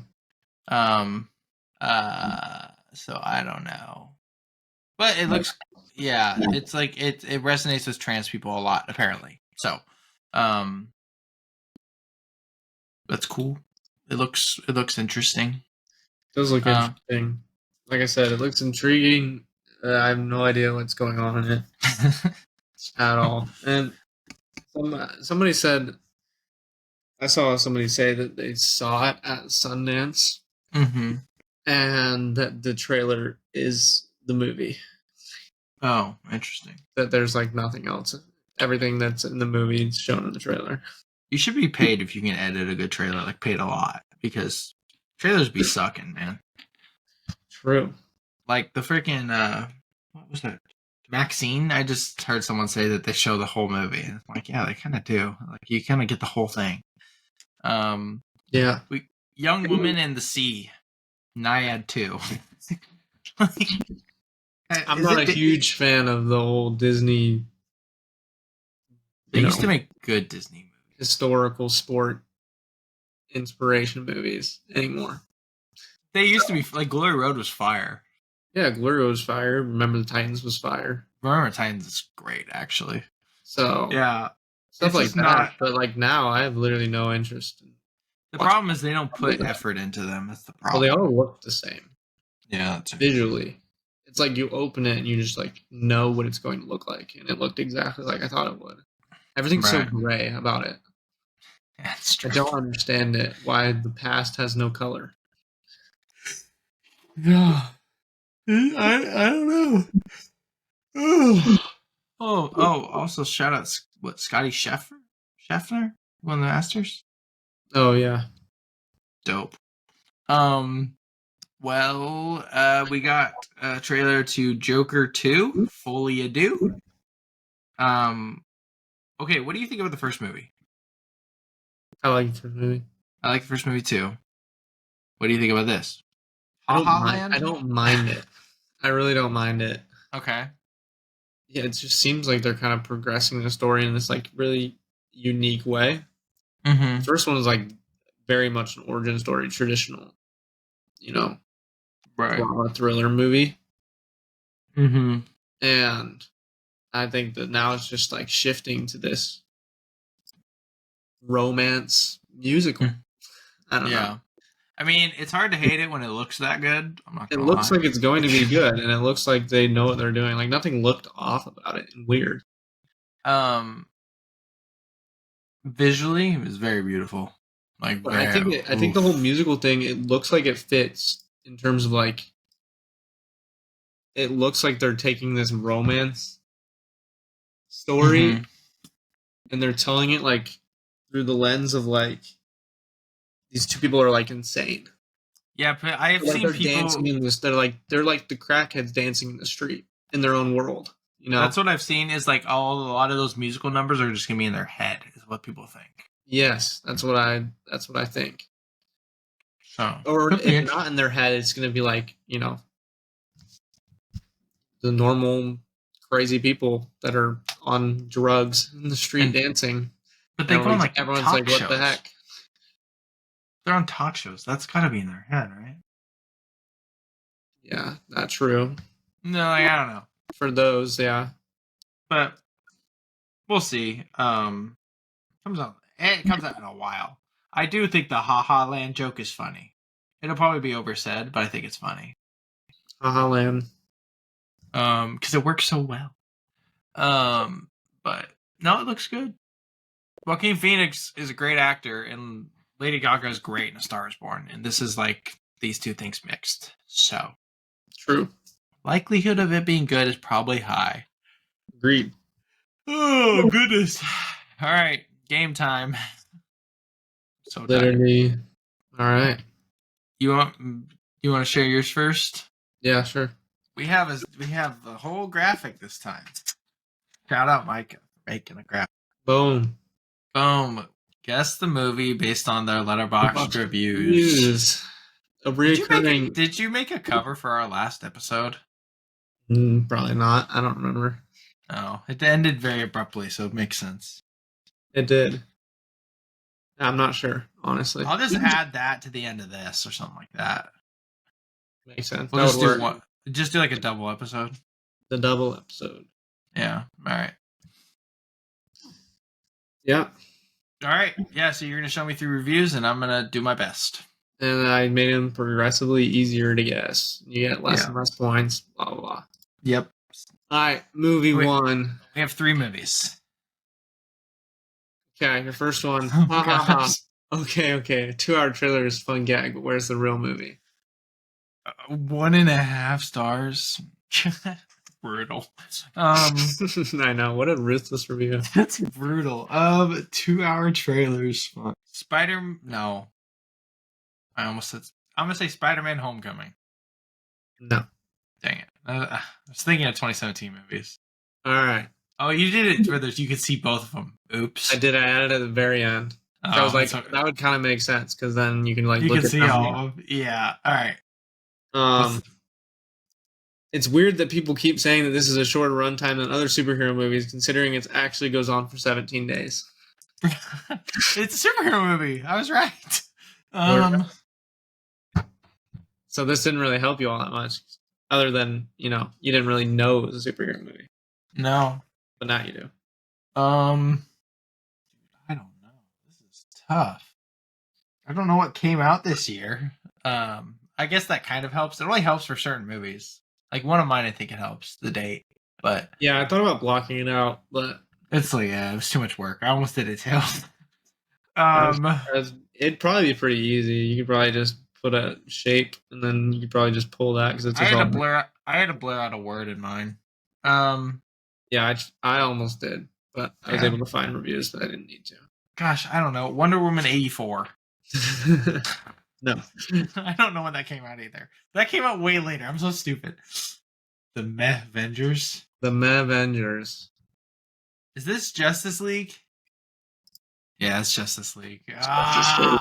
I was on the right track. Wonder Woman. You were close. Oh gosh, I forget this exists. The Justice League, dude. Justice League. It's crazy how much better Zack Snyder's is, and I hate that guy. I know. All Crazy. right, All right, movie 2. Alrighty. Have you ever had chills for 80 minutes straight? No? Then go watch this movie as soon as humanly possible. 80 minutes. I'm gonna say Endgame. Oh, so you went to pull through the end 80 section minutes of the movie. Yeah. Well, you're wrong. Dang it. Dialogue who? A film this beautiful doesn't need her. Endgame. Okay. 27. Oh, it's even earlier. Yeah, so the date really didn't help me there. Nope, not on that one. No dialogue. Hold on. I need to check something really quick on mine. I think I used a review by this person. The bottom person. Susperillium? I used a review with this picture. I think I cut it out, but I definitely used a review with that picture of Timothy Chalamet as Bones and all. Really? Yeah. Okay. Dialogue who a film this beautiful doesn't need her. Gosh, this could be from any time period now. A really good looking movie. Revenge of the Sith. I don't know. Funny guess. No. Your last hint. All right. Raphael isn't in this. This is a little subtle hint. It's the red turtle. It's the red turtle. That's good. Nice. Oh, that's good. That's good. Nice. What a film. What a picture, dude. What a picture. The picture. So Literally no good. dialogue. Not just visually beautiful. Actually no dialogue. Oh, goodness. That's great. I love it. Oh, super funny. I love this poster, too. Such a good poster. Raphael isn't in this. So good. That's such a good one. That's so good. All right. All right. Do the Crocs movie, you cowards. No shot. It's air. That's no shot that one of yours is air. That's crazy. Out of all of the movies, there's no way. Your second review was middle-aged white men yelling at each other yelling at each other about budgets for almost 2 hours. That's what cinema is all about. The dad movie of the year. This is gonna go crazy when I rewatch it on an airplane. And I am a pretty big basketball fan, but I had no idea Michael Jordan wore shoes. It's just close your screen.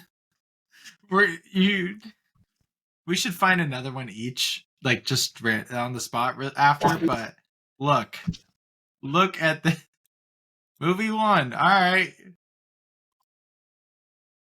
right. You ready? Guess the letterboxd review. Thankfully, it's first. Oh, jeez. Movie 1. Middle-aged white men yelling at each other about budgets for almost 2 hours. That's what cinema is all about. The dad movie of the year. This is gonna go so crazy when I rewatched it on the plane. Oh my gosh. The next one, movie about convincing your friends to go get fries for the table. I almost put that one. And then this is basically Moneyball for sneakerheads. I literally have that one screenshotted, dude. There's so many of them. There's so many. That's why I did it. I was like, there's got to be a lot of. That's so funny. Gosh, I'm pissed. Yeah, it's there. Oh gosh, what a terrible poster. You've seen this? You've seen, yeah. The other one's super good. Yeah, this is a great movie though. I really like this movie. All right, movie 2. Movie 2. We didn't cross over.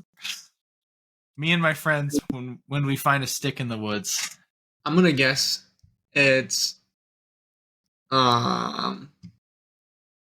Did you take it? You took out the date on this one. Not on purpose. It's just how it fit. I feel like I've seen this review, so, but I don't know what I saw. I am letterboxd friends with this person. If that doesn't. I know it's like some epic battle deal, so I'm just gonna say it's like Return of the King. Return of the King is incorrect. He does love Return of the King.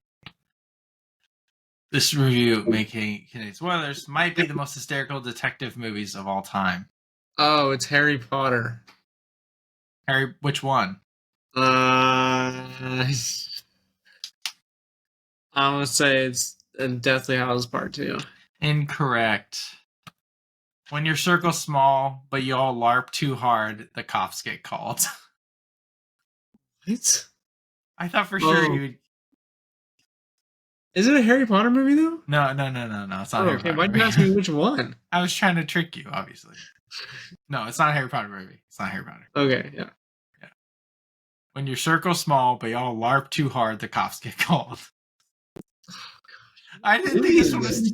I thought the LARP would give it away. I'm not gonna lie. Sorry. I thought this wasn't hard. Oh man, that's my fault. LARP too hard. I have no idea what movie contains LARPing. You do though. It's a funny one. Yeah, I do, but I don't. I'll give you another review. Look, you stupid bastard! You've got no arms left. Oh. It's Monty Python. It's Monty Python. So me and my friends, when we find a stick in the woods, that's what I saw it on. Yeah, and then a LARPing. I definitely saw the stick in the woods review. So yeah, sorry, I thought it. Yeah, Monty Python. Holy crap! No, that's perfect. Yeah. All right, movie 3. The kind of movie that makes you sit for 30 minutes and rethink every interaction you've ever had with your parents afterward. Beautiful Boy. Beautiful Boy is incorrect. I don't get it. Under Pressure by Queen plays. I get it. Is it After Sun? Bang! It is After Sun. I couldn't remember if it was Under Pressure that she sang. Yeah, so, and then the last one, we must as a culture let Paul Mescal dance. Okay. Yeah, no, it is After Sun, so. Boom. Yeah, do you want to try to find one more since we both chose Air? Yeah. Crazy. They're too obvious in the movie I was just going to do. Yeah, same. But they're all hilarious. What movie are you going to do? Cocaine Bear. Okay, I was going to do Wonka. And it was like, I can't wait for LSD Cow. They're funny though. My favorite part was when the bear did cocaine. Yeah, that's a good one. Stupid stuff like that. That's a good one. I can't believe Paddington changed his first name to Cocaine. Yeah, that's great. It's hilarious. I don't know which ones I've done. That one didn't work either. What one was it? It was Bottoms. That's crazy. Were you looking at that? That was the next choice that I had. All of them were just, they're too vulgar. Yes. And they're in the funny ones. Okay, I got one. That's such a good review.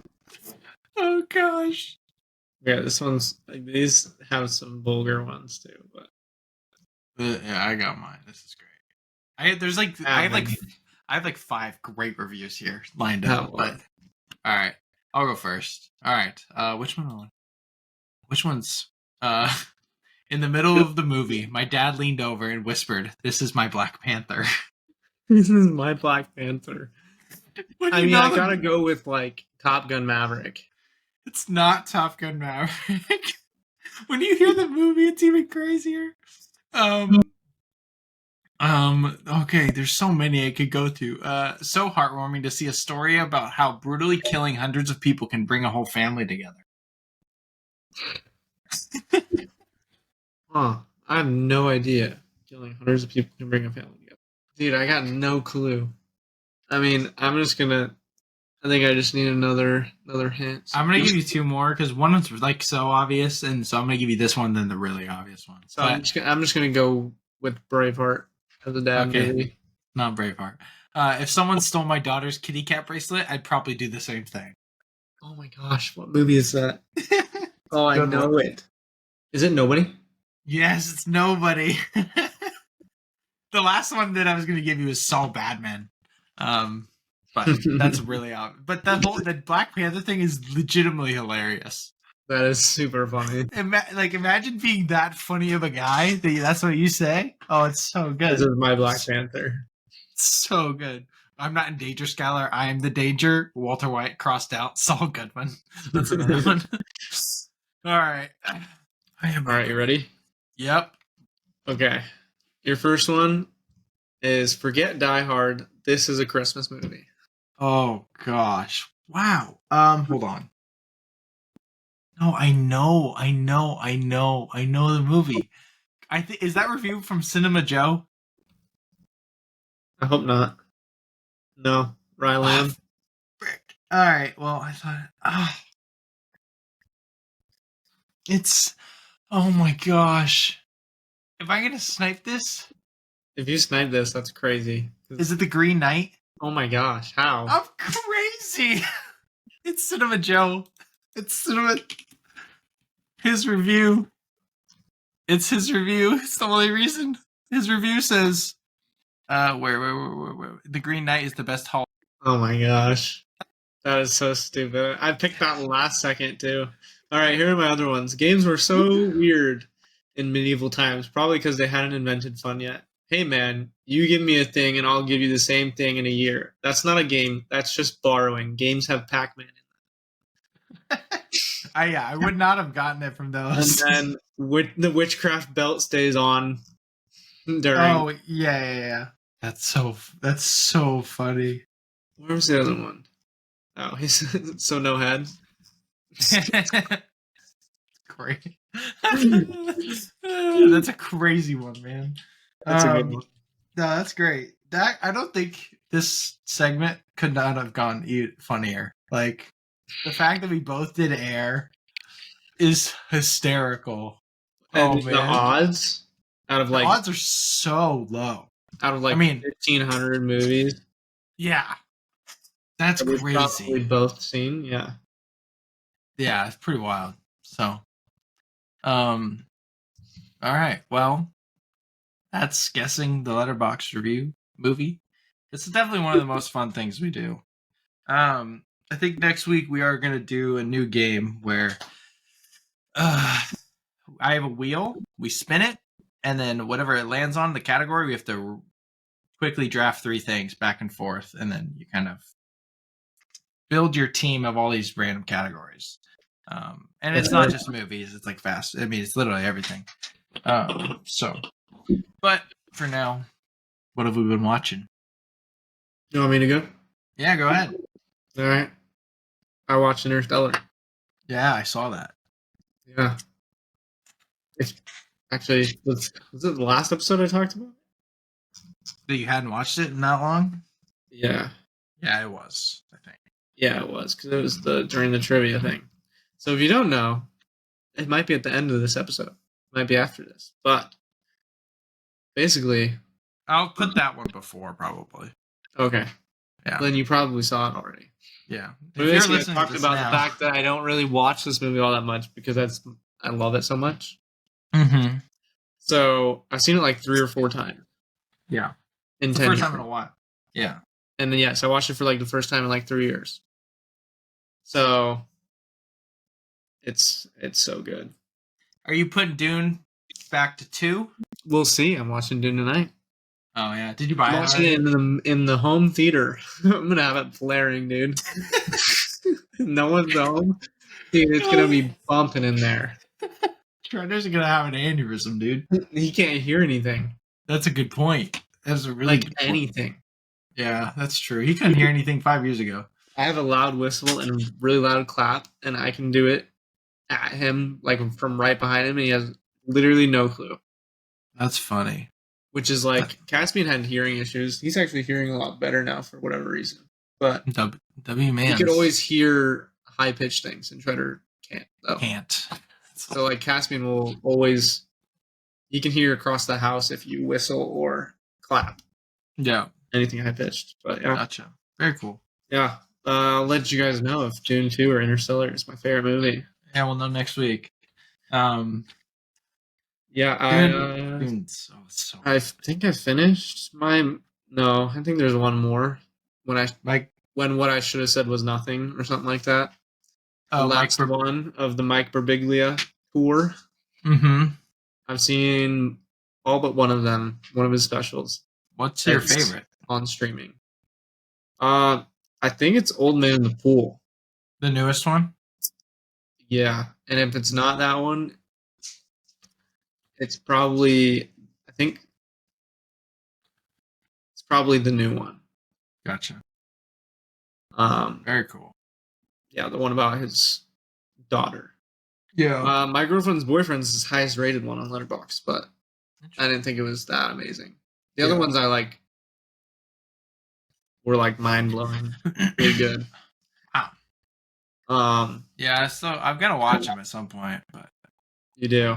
But all of them are great. I mean, he's a funny dude. Yeah. So, that's awesome. I love it. That's great. I finally watched. Actually, I'll skip that. I watched Love and Basketball. First time ever? Yeah. I watched it in high school. Great movie. That's good. It's a good movie. It's really well done. Yeah, I liked it a lot. Yeah. Had a great ending. Yeah. Double or Nothing. It's a good movie, man. After their one-on-one. Pretty great. Yeah. And I watched Whisper of the Heart. Yes. Isn't it? You think it's that good? It's fantastic. It's that good, dude. it's outstanding. It's top 5 everything. Like, it's so good. Yes. It's such I held off on it because I'd heard people say that it was like Miyazaki, Ghibli, like perfection. Biography kind of deal. Like it's his kind of like because it's not Miyazaki. Yeah, but who was it? It's Yoshifumi Kondo. He's never made another movie. This is the only movie. Well, then it was the Ghibli. It was the whole, people were saying it's like this Ghibli biography kind of deal about starting this animation or whatever and like chasing your dreams. Right. Yeah. So I held off on watching it because I figured I'd like it a lot. And I did. It's just excellent, man.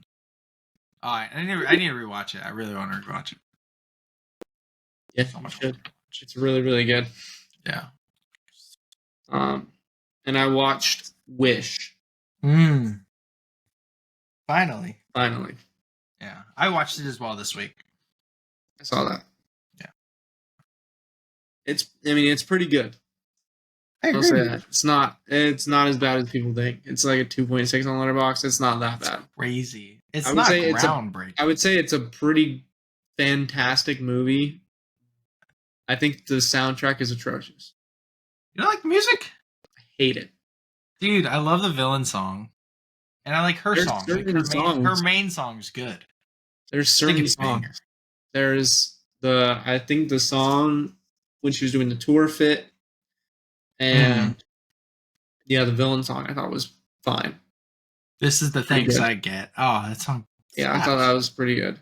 But I like it's a culmination of Disney. I mean, everything about it, 2D animation style, the location of Rosas being this whole big place founded on the granting of wishes and dreams and hope and all this stuff is, it's so Disney and it's so done well, and the soundtrack is just not.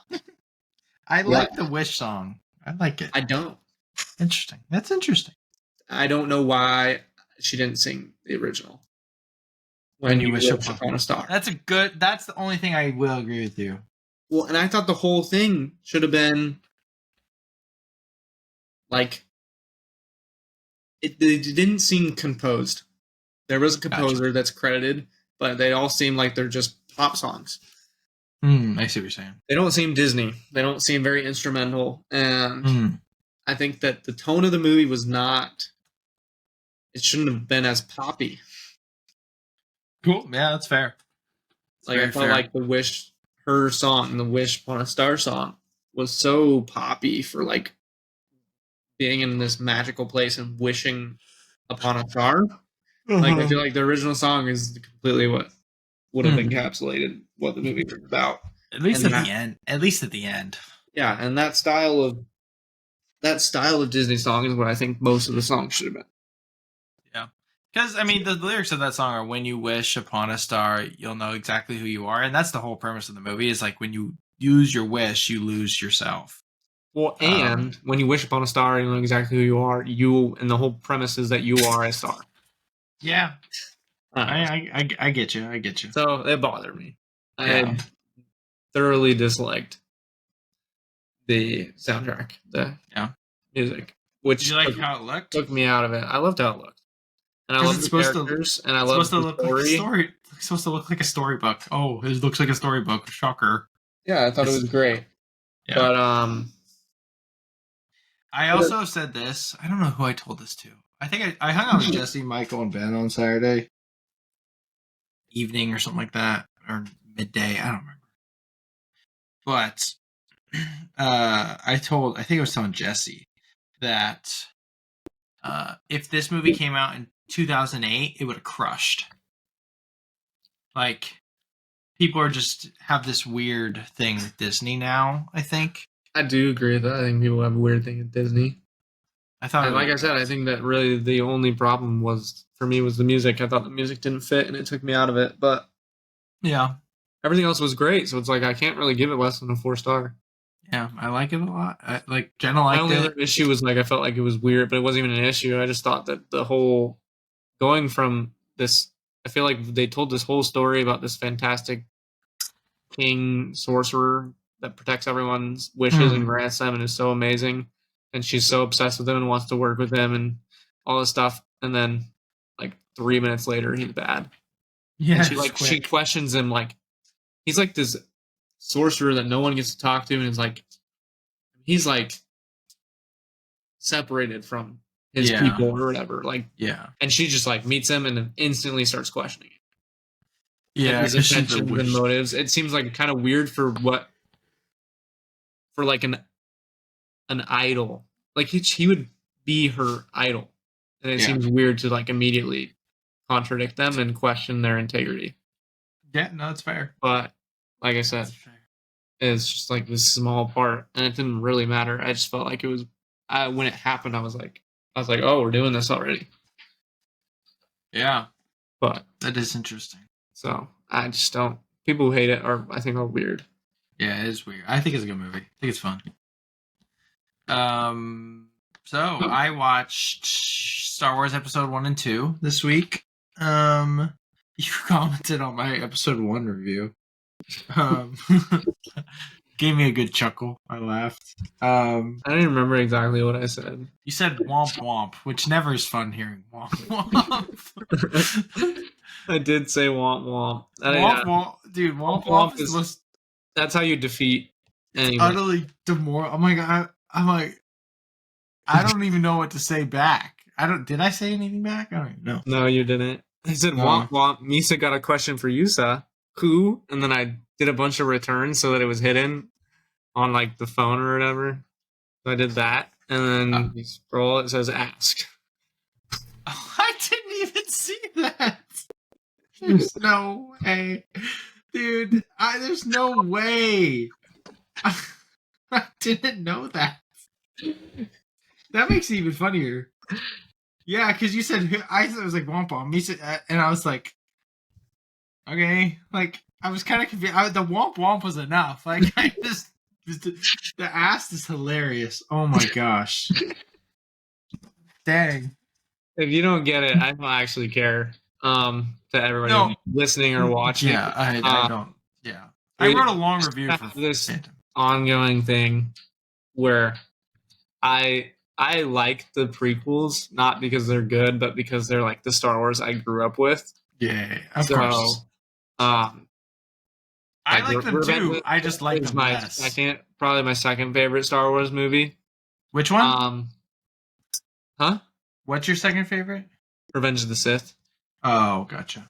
Like I'll put it above A New Hope. Yeah. Just because of nostalgia and Yeah. I totally get it. Importance to my childhood. So if he ever he doesn't care. He doesn't have any connection with the prequels, so he's like, they're terrible. They're not good. But I do like them. Like they're all enjoyable. I enjoy watching them. At least they're just like any other 2-star, 2.5 star. I give Lemonade Mouth 5 stars. Like let's be real. Think like Transformers, like the bad Transformers, and Pirates of the Caribbean movies that are bad. Like they're still fun. Yeah. You're not gonna be like, oh man, that was like the worst thing ever. The prequels are like Revenge of the Fallen. Yeah. Like I love watching it. And even the first Mark Wahlberg Transformers is kind of fun. Yeah. But yeah, so basically, if I support them as a joke whenever he says something about because the first two, I will actually defend Revenge of the Sith. It matters to me. Yeah, no, I get it. Yeah, in terms of the first two, it's kind of a joke. Yeah, I get that. Trying to reconnect, make sure dude. This is the most scuffed. Oh, okay. We're back. I'm sure it continued recording. It just wasn't uploading. Yeah. Oh, good point. No. So, yeah. So I watched. I like both of them. I actually do think Attack of the Clones is better, which is not a popular opinion. I don't know. I'll have to rewatch them again. I had a lot of fun watching Attack of the Clones. I don't hate Attack of the Clones. It's got some really bad. People think it's like the worst thing ever made. People will act like it's like an atrocity. And I will turn it on just because I watch all the prequels, every so often, and I'll be like, I didn't hate watching that. I don't understand. No. Dude, the freaking what's it called? I don't remember what it's called. I wrote about it, but the Across the Stars theme is so good. Yeah. Like when Padme and Anakin are on their little vacation thing, it's great. But Hayden Christensen's not a good actor. I don't care what he's just not the best. But he's perfect for the role. He's perfect for the role. Yes. I think he was perfect for Anakin. I think he was given. He's given awful. He's given terrible dialogue. I wish I could wish away my feelings. Horrible. Anyway, it doesn't matter. The movie's fun. Everything on Geonosis is great. But it also doesn't make sense that because Jar Jar... Gosh, I hate that guy too. Jar Jar... He's terrible. He's terrible. That's exactly why. That's why when I replied to you, I did it in his voice. The Misa, it pisses me off. Then you got Jar Jar saying "womp womp" to you, and I did. It was "womp womp Misa." Shut up. Oh man. No, this is the last thing I'll say about Attack of the Clones because I'm done talking about the prequels. It's the banter we have is funny, but at the same. Oh, hi Caspian, or is it Treader? That's Treader. Hi, Treader. Funny. He moved. Funny. No, the fact that in Attack of the Clones, because Padme's on her little vacation with Anakin, she puts Jar Jar in place of her, and that he can grant the emergency access to the Emperor is crazy. It's just so dumb. Not that it matters at all. It's extremely dumb. But, anyway. I watched Ocean's 11 with Jenna. Great movie. She gave it a 6.5 out of 10. That's ruthless. I know. She's like, that was fun. I was like, what'd you give it out of 10? She's like, oh, 6.5. I'm like, I feel like that movie is so Jenna friendly. It is very. She thought that there wasn't enough action. I was like, the ending's so sick though. But it's not an action movie. It's a heist movie. You gotta think it's a different form of action. Yeah, I know. The action's happening the entire time, but it's it's the same thing with Now You See Me. movie. Now You See Me bangs too. It's They're like making a third one. the tricks are the action, and then they're constantly happening. Yeah. But I mean, I wrote my second review because I didn't want to write anything that it's the coolest movie ever. And it's It is. so cool. Brad Pitt, so handsome. Jenna, we're looking at George Clooney. Jenna goes, "Who's that?" I'm like, Wow. brother. I think a little bit of every single middle-aged mom just died. Literally, I was like, "It's freaking George Clooney, dude." Granted, I don't think she's seen him in really anything. Yeah. But I watched Civil War, so 2024 release. People hate it and people like it, and there's no in between. And trying to not be political. The movie's very apolitical, and there's one side of the spectrum that does not like that. That it's apolitical because it's trying to be apolitical, and I think it succeeds at that. It is basically just a road trip. There's a scene, that scene with Jesse Plemons where he's wearing the red glasses is like, it's so anxiety inducing. It was like crazy. Kaylee Spaney is awesome. She's like such a good actress. It's insane. She plays a reporter. Kirsten Dunst was really good. Like the movie, I thought was good. It's an interesting concept, of course. Could have been done better, but there's a lot of powerful imagery, I think, and I don't know. I liked it. Then again, people hate it because it's apolitical, which I think is a weird thing. Like that, I think that shows a lot about your character. I don't know. I'm not trying to make a generalized statement, but yeah, if it's not picking sides because it's trying to be a journalist movie, I don't know if that's like bad. I don't know. The ending I thought was really cool. The ending was like action packed. The whole movie's not very action packed, and the ending was really action packed. that's sweet. So there's a line at the end. Not that you care, and you'll probably watch it later on, but they're basically the Western forces are trying to go kill the president of the United States, who like is in his third term or something. So that's probably some of the conflict. They don't really explain the conflict. I don't like that, but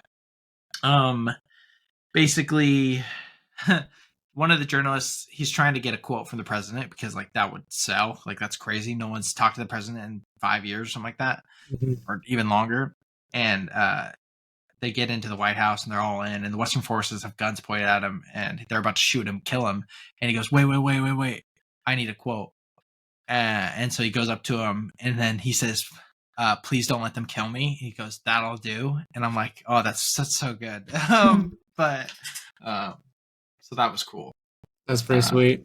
I thought it was a good movie. I think it's the fourth best movie of the year. Nice. So I gave it 4 stars. I liked it. I don't know if I'll like revisit it a lot, but it was good. Jesse Plemons is like steals the he's so good, dude. He's really good. So, Monkey Man. I was gonna review this last week. I almost died. Not literally. It was fine, but just lightheaded. Monkey Man, Dev Patel directorial debut. He wrote it. He stars in it. It's not Agent John Wick. That's just kind of mildly racist and just kind of lacks any intelligence. And just watching the movie, like I get from the trailer, like you think that it's so different than John Wick. John Wick's rich. John Wick has all the gadgets. John Wick's a part of this like this secret intelligence agency thing. Like this guy's slumming it. He's had a horrible life. He's poor. He fights for money. Like he's not. It's not. They're not the same movies just because they have action. Same movie.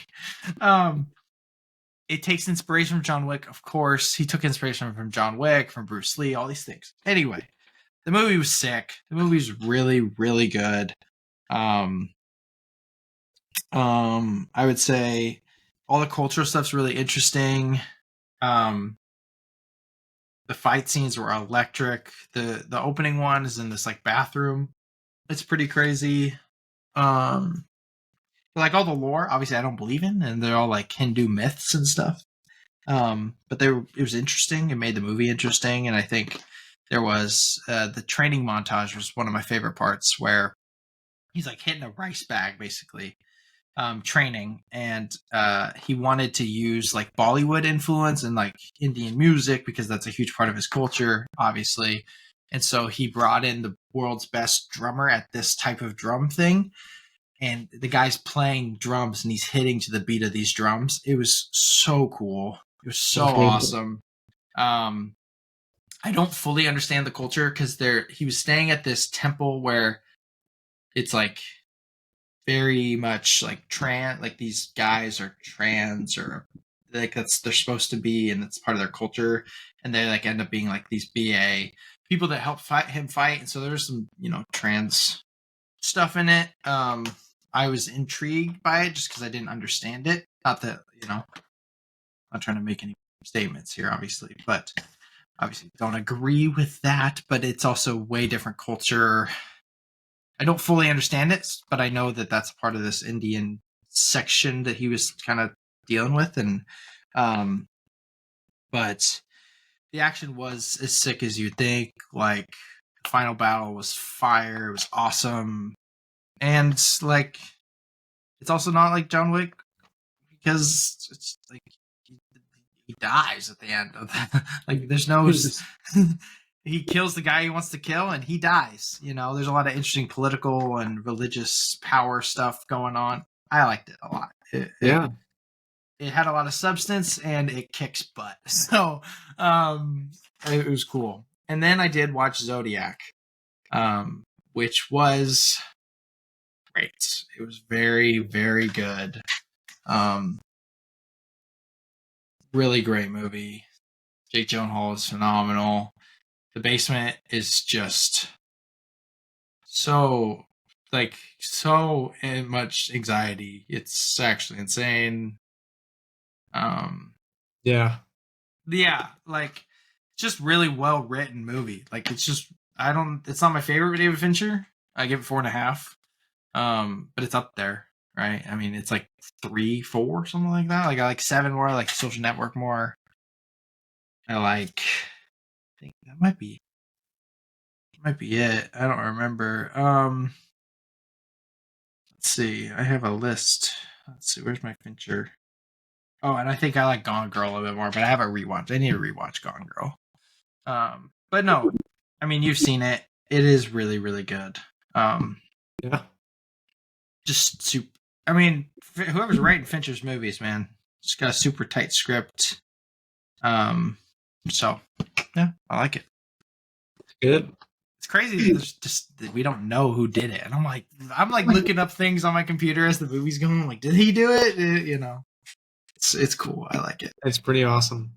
Yeah, not that the killer's still not found technically, but but he's definitely dead. Anyway. Yeah. All right. X-Men. Moving on. Yep. Episode 4 and 5. 5. 4 kind of sucks. It did, yeah.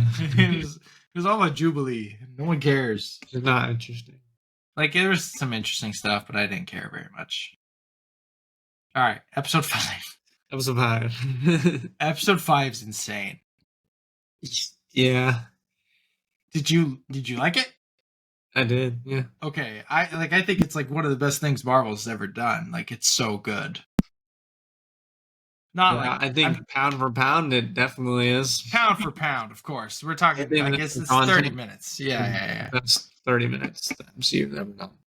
It definitely rivals things like Loki last episode and like Endgame battles and No Way Home stuff. Like, the best moments.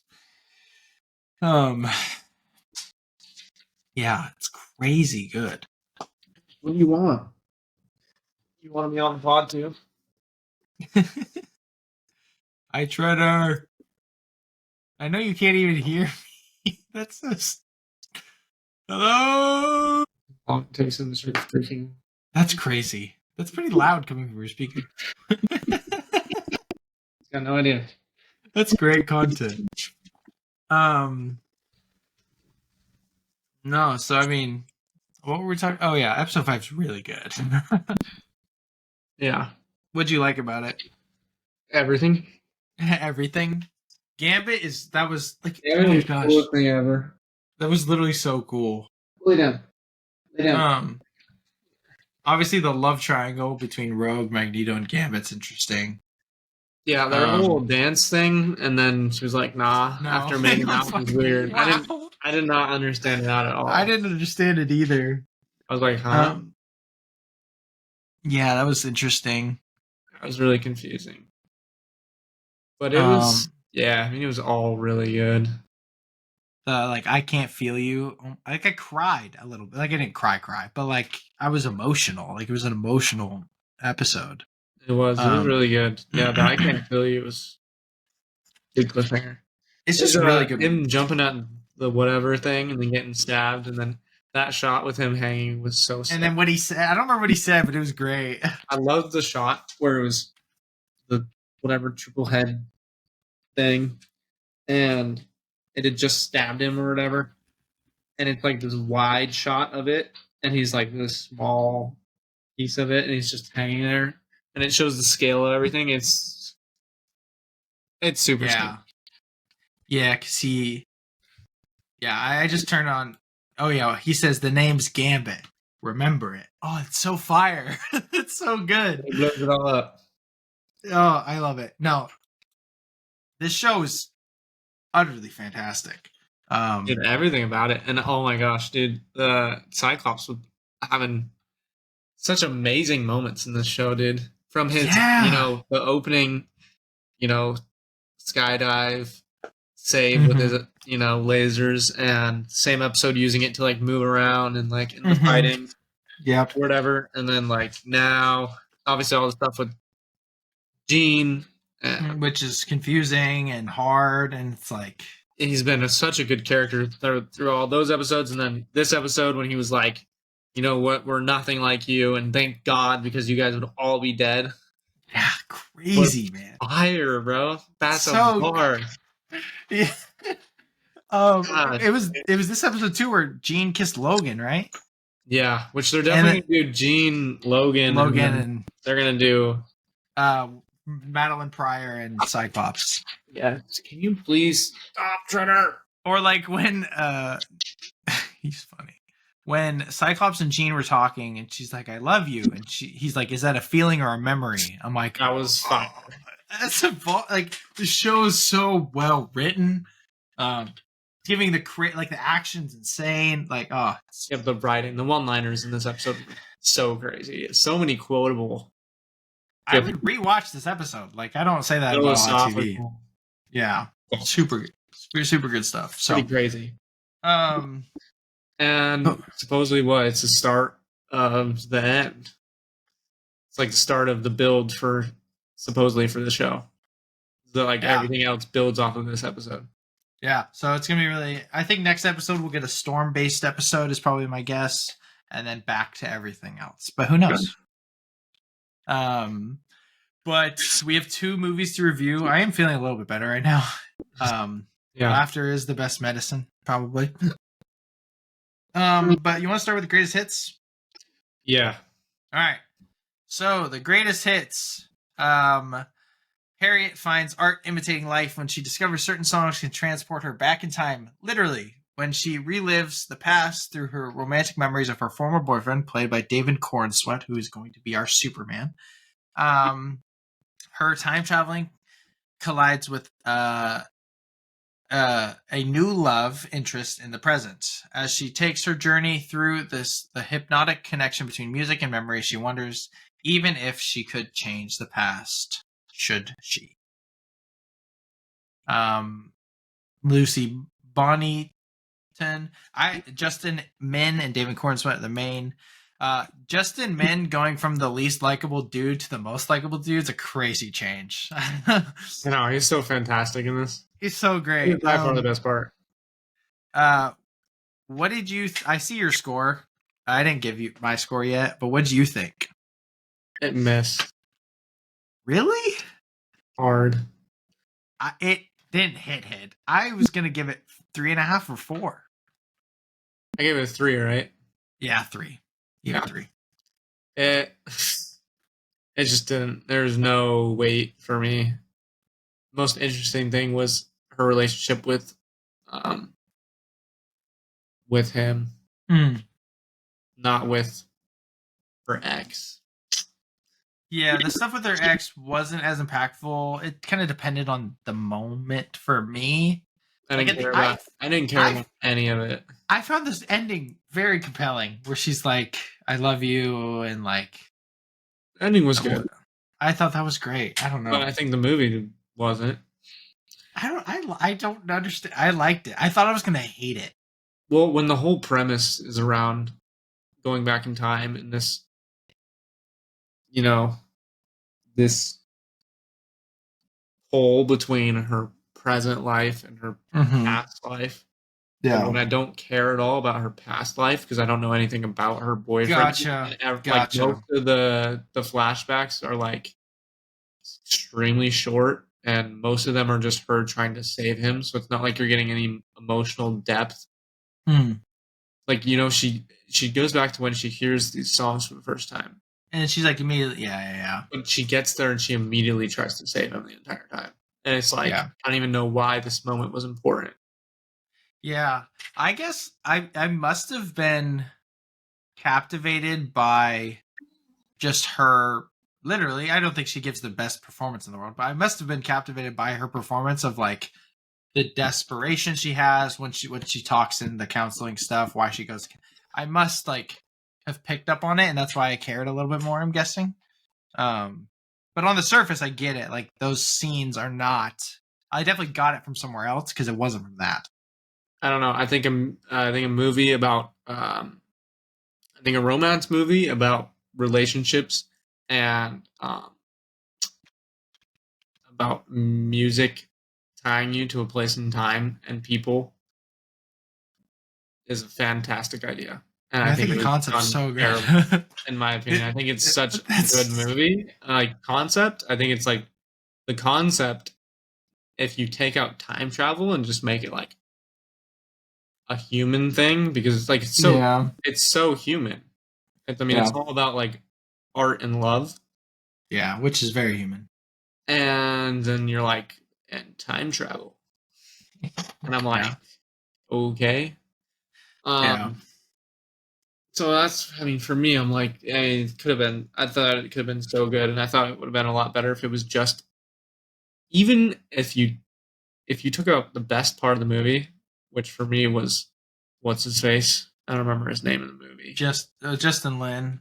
But I don't remember his name in the movie. David and Harriet, and Max is the boyfriend. If you take out David, which I think is the best part of the movie, he's great. I think that it would have been a better movie if it was literally just about her grieving through time travel. I see what you're saying. I mean, I just think that for me, it just missed. I wish that it was a movie. I wish it was a grounded movie about her and music and David, or a time travel music movie about her grieving about Max and reliving the moments, and then like the concept of her not living in the present because she's so stuck going back because she knows she just can't. She's so attached to it that she just sits there and does it. Like if she became like a hermit and like was bad for her health, and it was like the story of her like essentially this time travel music becoming a mental illness, I think that would have been a lot more interesting. For me, it's just like the possibilities of how good these concepts could have been if they were like separated. It's fair. No, but I get it. I get it. I think it would have been I think it was a lot better than Musica would have been. You sent me both those movies, and I watched I'd already seen the trailer for Musica, and like a little bit, and so I went and watched it again because I didn't think I'd seen the whole trailer or whatever. And I'm like, immediately, we're watching the other one. I'm like, I think I might actually off myself if I had to watch that movie. I think stylistically it looks kind of fun. But and it's the one. I mean, what is he from? He's famous. Vine. Yeah, on Vine, and I'm like, he annoys me on social media. I don't like him, and I think that was part of the reason why I was like, this. Yeah, looks like my. I thought it visually looked pretty cool, but I didn't want to watch it because I didn't think the story looked interesting. The concept did not get me either. I just want to watch it so my review would be like Charlie Puth is quaking in his boots or something like that. We'll just say it anyway. Yeah, But yeah, I but know. There's no way I did that. Once I was like, oh, he makes music with sounds. I was like, it seems like it's gonna be uninteresting, and this guy annoys me. it's literally just Charlie Puth and what he does. So it's like It is, literally, yeah. yeah. No, I mean, I like the greatest hits. I enjoyed it. Maybe I've just seen too much crap this year that I just liked it, but Well, and I like crap though. yeah, Like that's true. it's Yeah, fun. you like Revenge of the Sith? Okay, buddy. I'm kidding. It's not crap. Revenge of the Sith is not crap. Not even close. But No, there's way better music in that. that's very true. Very, very true. No, so yeah. But now we will talk about Snack Shack. So directed by Adam Raymeyer, starring Connor Sherry, Gabriel LaBelle, Nick Robinson, and Mika Abdallah. Inseparable best friends, AJ and Moose, decide to run the local pool's snack shack after their plan to sell home-brewed beer goes down the drain. Things take a turn when they meet Brooke, an effortlessly cool lifeguard who puts their big plans and friendship at risk. So I've seen this movie 4 times. You've seen it once now. I'll probably I watch bought. it soon. Yeah. What did I kind of gave my initial thoughts that I loved it, basically, was what I said. I didn't give too many thoughts, but what did you think? I think the movie is fantastic. I think it has a real possibility of being one of my favorite movies. Literally ever. Yes. Even though it's not, I don't think it's it's not Dune Part 2. No. Like Dune Part 2, it's just like a masterpiece, and I'm like, shoot straight up to like my favorite movies because it's like this pinnacle of sci-fi, and I'm like, I love sci-fi. This is just like so much fun and resonates so well. It's like flaws are, I couldn't even tell you what's wrong with it. It's just like flaws are completely unnoticeable. Like the movie doesn't matter. So it's just like so good. Yeah. It is. The story is so good. The story is so authentic, and the acting is outstanding. Yeah, I agreed. The story is based on the director's life. They shot it in his hometown, in Nebraska. Yep. So these are things that he did, maybe a little exaggerated here and there, but there is a real moose out there.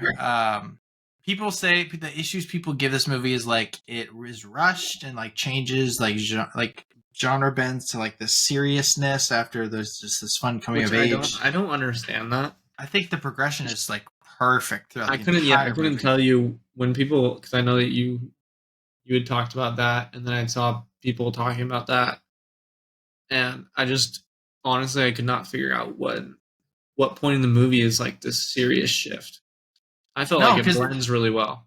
They have, there's moments, right? It starts with the backyard moment after they get the pool, and Nick Robinson's character, Shane, is talking to they're at his parents' house, like, and then AJ's parents are with him, and they're talking about him going off to the army or after the army and going to law school, and then they go up to his room and they have these like, don't worry about it. He gives him the beer. They talk about Alaska. It's clearly there's this relationship that's there.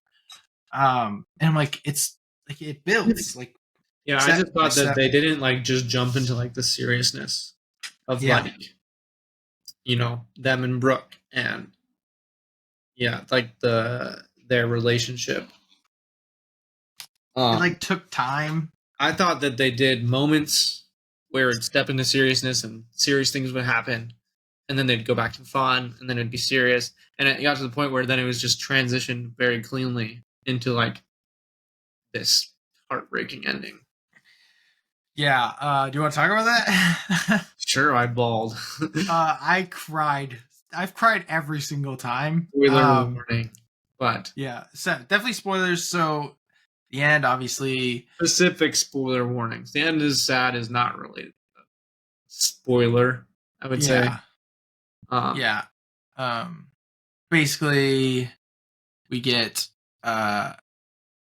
it's AJ's birthday or about to be his birthday. And Shane comes by in his truck. He's like, "Hey, what are you doing?" And AJ's mowing the lawn and he's sick and all that stuff. And he's got his allergies. Got his allergies. Hilarious, by the way. And he's like, all right, I'll hit you up later. He gives him his present. He doesn't open the present right then and there. Another brilliant detail. And then what's the chick's name? Brooke. Brooke comes over. They kind of reconcile. There's like a falling out before they go, and they're like about to do the deed. They don't. And because his dad comes home and he's like, hey, you need to come downstairs right now. And basically it's like, hey, Shane died in a car accident, basically. And I mean, lost it. At that point, it was over for me. Like, yeah, before they even had a chance to act. Yeah, I was already heartbroken. Yeah. I could kind of tell when they came downstairs. He's like, no, stay. And he's like, and then he looks, then it goes to the dad's face and he's sad. I'm like, oh no. But also, like, strict parents. I knew something was wrong. Strict parents walk in, they're very clearly about to do stuff. And they can't say frick. Like, he just ignores it. Yeah. And, like, I'm not even gonna be mad at you or say anything. Like, you just need to come downstairs. Yeah. And so then, yeah, that, and then he runs to the pool. They go to the pool. Moose and him reconnect, which was great. Dude, it was amazing. What do you mean? It was, yeah. That was a big moment. Him getting to the pool or whatever, and Moose being there, and then it was just because they had never reconciled. It was a completely disregard of this giant falling out, like, big fight that they're having. Based on a girl, which is relatable, by the way. Yeah, and he's just like, Moose is just like, what the heck? Nothing, dude. Just hug me. Are you okay? Yeah, so good. And he says something. AJ says something. Yeah, I don't remember. I can't remember what he says. He, like, acknowledges their fighting. Yeah. He, like, says something like, we're not good, or like, are we good, or something like that. Yeah. He says something to bring it up, and Moose is just like, dude, no. He just said something like that. He's just like, dude, like, shut up. Yeah. Are you okay? Or whatever. Yeah. And, like, gives him the hug. And, dude, it's crazy. And it worked so well because they took the time to build up the relationship between Shane and AJ and Moose a little bit too, but, like, definitely AJ. Like, it wasn't abrupt. It wasn't like, oh, not adult, but, like, older brother figure, mentor dies, sad. But it was like, you felt connected to the characters and you felt connected to their relationship to the point. I mean, gosh, I haven't cried that hard in a long, and then it doesn't end there. Nope. The funeral's obviously sad. Things go by, and we're skipping things that happen in the movie, but talking sad parts. Basically, he comes back from the pool, AJ does, and Brooke is leaving because she's a military family. And she gives him the hanky that says, shoot pig, because she calls him SHIT pig, the whole movie. Funny. But then she calls him AJ. Dude. Yeah. That too. But then she's like, he does open the gift from Moose, which is from Shane, which is bear repellent because it's a joke that it's made. They're going to go to Alaska. And he said, oh, that's bear country. He's like, yeah, what, you scared? Yeah, exactly. So he gave him bear repellent. Bear repellent. And then basically he's like, Brooke says, oh, I have one more thing for you. I was like, crap, it's the picture that they took earlier in the movie at the pool of AJ and Shane, and opens it black and white. And I mean, I just lost it again. Like, I was already, like, still, like, wiping tears and I just uncontrollably just started bawling. Oh my gosh, dude. It was like Bridge to Terabithia level cry. It was. Like, I still believe level cry. Like, it's top 3 most I've ever cried in a movie. It's tough. It's an emotional movie. I'm, like, tearing up now thinking about it. It's such a... I can't believe how good it was. It's so... Like, it's perfect. Like... It just is... It resonates so well. It is such a relatable movie. Such an impactful movie, I guess. I don't know. I would say it's not... I don't think relatable is the right word. No, it's not, because it's not relatable. I'm not a kid from the 80s in Nebraska. I didn't make beer. I didn't do these things, but it feels so like resonate is the right word, but I don't know how to say it. Like resonatable. It's impactful. It sticks with people. I think that even if you don't relate to it, for whatever reason, it has a profound impact. it's got everything. The summer fun is perfect. The stupid stuff that they do is great. Like, oh my gosh. The acting's incredible. It visually looks great too. Like the whole thing is just like they do such a good job of doing a delinquent kid fun section, and then like I said, we believe that they did such a good job transitioning from delinquent fun recklessness to serious and it chops it ebbs and I guess it ebbs and flows. Like they're still stupid in the later part of the movie. They still do stupid things. Correct. But there's also real stakes that are happening here. Yes, and then the whole beginning of the movie is just dumb fun. Space, chaotic, reckless, young, opening is kid. So good. The opening is so good. Gosh, at the dog racetrack. 5 minutes is fantastic. It's so good. Oh my gosh. The only thing I can see is that maybe why people is they just want that is because the reckless 80s chaotic kid thing was, I mean, it was like perfect. Like if they made a full length movie of that, I think that might be what people's issue is, because it could have been like honestly one of the best made styles of that kind of movie. Like coming of age. It could have been like one of the best coming of age reckless style movies. Yeah. It's got Cinema Joe said that it oozes with Linklater-esque summer coming of age and like hangout movies. And dude, like after watching like Dazed and Confused, like this is so that, but better, which is a crazy hot take. But that's our opinion though. This is another Driveways movie. No one's gonna tell you it's the best movie ever, but man, it's like one of the best movies ever.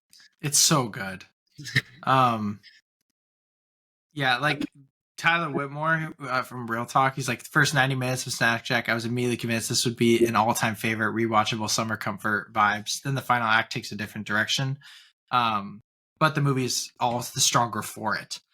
Like the shifts that are made are so intentional and so personal and not rushed, and it's so good. What a just incredible. Yeah, I was absolutely. So I had watched, though. I mean, we both heard about it first through Escape Pod. So we need to try to see if they'll come on our podcast. That'd be hilarious. But we both heard about it first through them or whatever, and they said it was, fantastic. So immediately I'm like, it's fantastic. And then you texted me that you were seeing it or that you saw it, and I was like, I went and saw it in theater. And I think at that point you didn't know if I'd seen the episode of them. Like it was like pretty immediately after. Whenever you said something about it, and I was like, immediately when I read it, I was like, I really want to see this movie. I wonder what you thought about it.